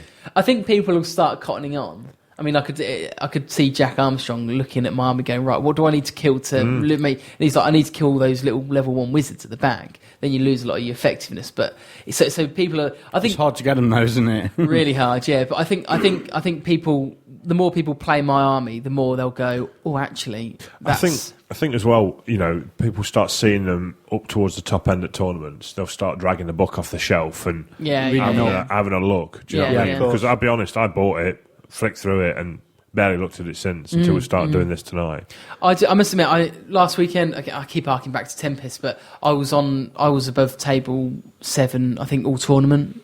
I think I was creep. I was like table 4, table 2, then table 1. So it proved that to me, that's proof in itself that they can be competitive. Better than we've done for a while, dude, including the Masters when there's only 8 tables. Okay, so next up, Speak for yourself. we've already spoke about Ambush. We won't talk about that. So best rare. If you had to take one of the shit rare choices, which of the shit ones would you take? Can I answer this? Go crazy. Chaos Spawn, because it's only 55 points. Yeah. I think the question was the four big monsters. I would take the Gorgon out of anything. As much as I love the Jabba Scythe, you've got a big flying monster. It's 5 wounds, toughness 5. Yeah. Can't really fight. It's a lot of points just to spin it around. But yeah, Gorgon. If I would have to take one, because it does hit. If you can get it into the right. I must admit, I played against the other day, and I actually just ran it forward. Then you pivot on the spot because you're monster base, and then you're actually in the enemy's flank or bring it round, you're in the enemy's rear. So if they've got no shooting, it works a treat. Yeah. And in actual fact, it would be the one I would choose if I was going to take one. But again, The strike me is they've all got the same syndrome as the Giant. Against some armies, golden. yeah, Against others, you're just starting 205 points down. exactly, yeah. Yeah. Yeah, and I think that's probably why I don't take them to tournaments, because I know that is an easy 275 victory points for my opponent. But I'll take them to friendly games. I think it's quite fun. Okay, next up. So, what lore do you think is the best on the level 4? Obviously, we talked about the level 1s and 2s, Beast and Shadow, a mix of whatever's your favourite one of that day of the week. But your level 4, which Beast, Shadow, Death, or Lore of the Wild, or whatever? Oh, Lore of the Wild, I wouldn't touch with a barge pole. It doesn't make sense to me. No. There's again it's really situational like the rest of the book. Really, it's very situational. Like there's Tradekin if you play against like Bretonnians or Dark Elves with the Hydra. It's awesome. It's great. But then if you play against Skaven, they've got no mounted troops at all, so it's useless. So bottom of the tree really is Lore of the Wild. It's nice, and there's a few nice things, but again, nodding your head over there. You're sure about that? There's some nice bits in there. You can summon the monster. So summon obviously. a Gorgon, which gives away 0 victory points. So you could put you could just throw it in the bag. Viletide again is quite nice. Yeah, but can you not just take Beasts and do that, but better? Exactly, yeah. I think that's the thing, isn't it? And I think you've got that issue where the new laws are just so much better, and I think that's with a lot of the old books. I mean, I don't know what you think about Dark Elf magic, but Dark Elves, I see people run Shadow. I think the big problem for me with it is, there might be some nice bits in it, but the one spell that you can always get does nothing for you. Yeah, exactly.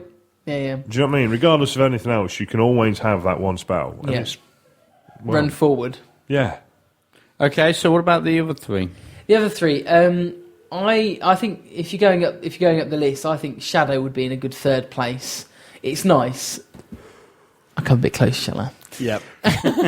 You're getting glared at. Shadow is nice, and it's got some awesome bits to it. But I think Shadow is better things like Dark Elves, minus 3D toughness, just absolutely batter you with shooting. Whereas with Beastmen, you can't utilise Shadow. Shadow's useful on the level 1s just for miasma. Yeah, very much so. And then I would say it's a very close first, really, between Death and Beasts. I think Death is the best one because it gives you that ranged edge, sniping off characters. But it's also got the buffs and debuffs. Then you've got the Purple Suns, which I only found out recently you can do when you're in combat. And you can throw them into your enemy. Yes. And so because I never used to take Death because you couldn't do it in combat. Because you've got all these ranged stuff. And I was like, well, the idea of a Beastman army is to get into combat. And I'm like, and then I think it was Fabian Quinn did it to me at Aegon. And he ran his level 4 and thinking, oh, he's not going to Purple Sun me. And I'm like, oh, actually, he did. And he threw a Purple Sun through my Demon army, the golden ticket. And I was like, I didn't know you could do that. So that kind of makes the combat army work because you run into combat and then just throw Purple Suns down the enemy after you've done minus D3 initiative twice on the unit you're doing it on. So it's a really brutal combination. Is that because it's a vortex then? Yep. Yeah. Oh, right. I didn't realise that. No, I didn't know that either. So I thought, So in actual fact, Death went massively up in my estimations because if you get into combat with it, you've got to face that Purple Sun. Yeah. So that's really, really pokey. But I love the Beast list. I think that the Beast magic is awesome. Getting your level 4 turning into a big fire dragon, it's just awesome. And it just eats anything in front of it. And it's another supporting role for the units.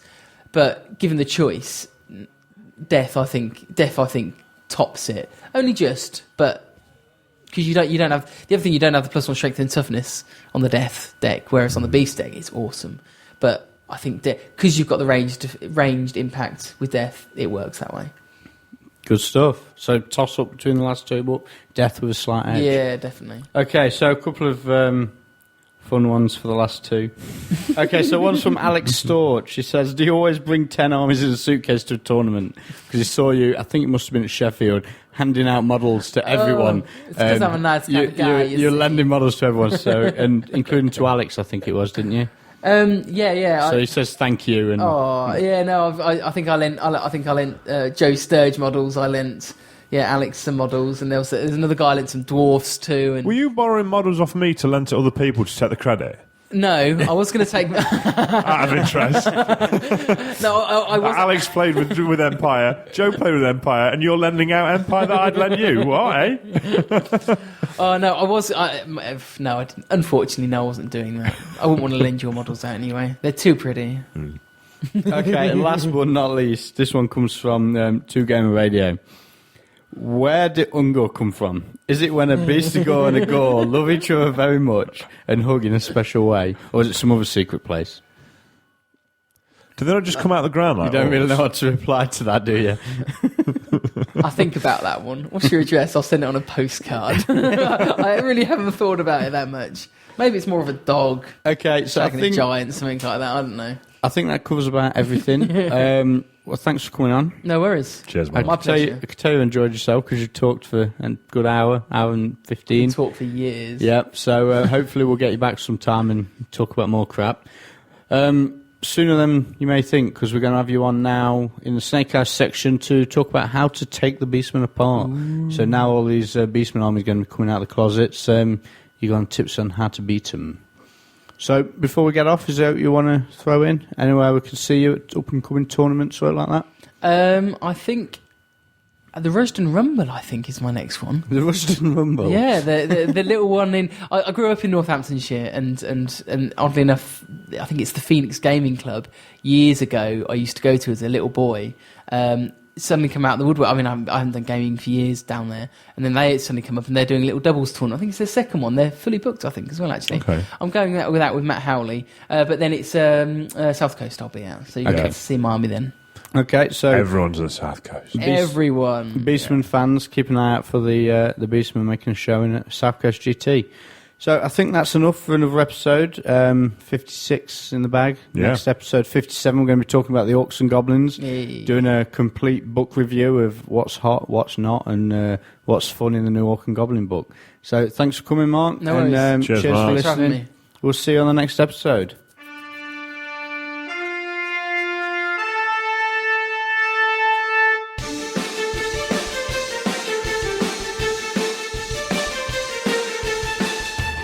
preceding podcast was brought to you by Ben and Ben Productions.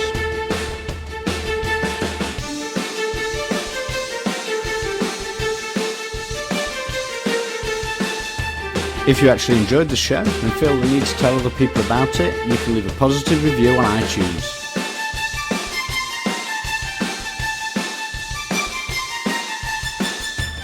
You can contact both your hosts at thebens@baddice.co.uk, or you can contact us individually on bencurry@baddice.co.uk or benjohnson@baddice.co.uk. So thanks for listening, and we'll see you on the next episode of the Bad Dice Podcast.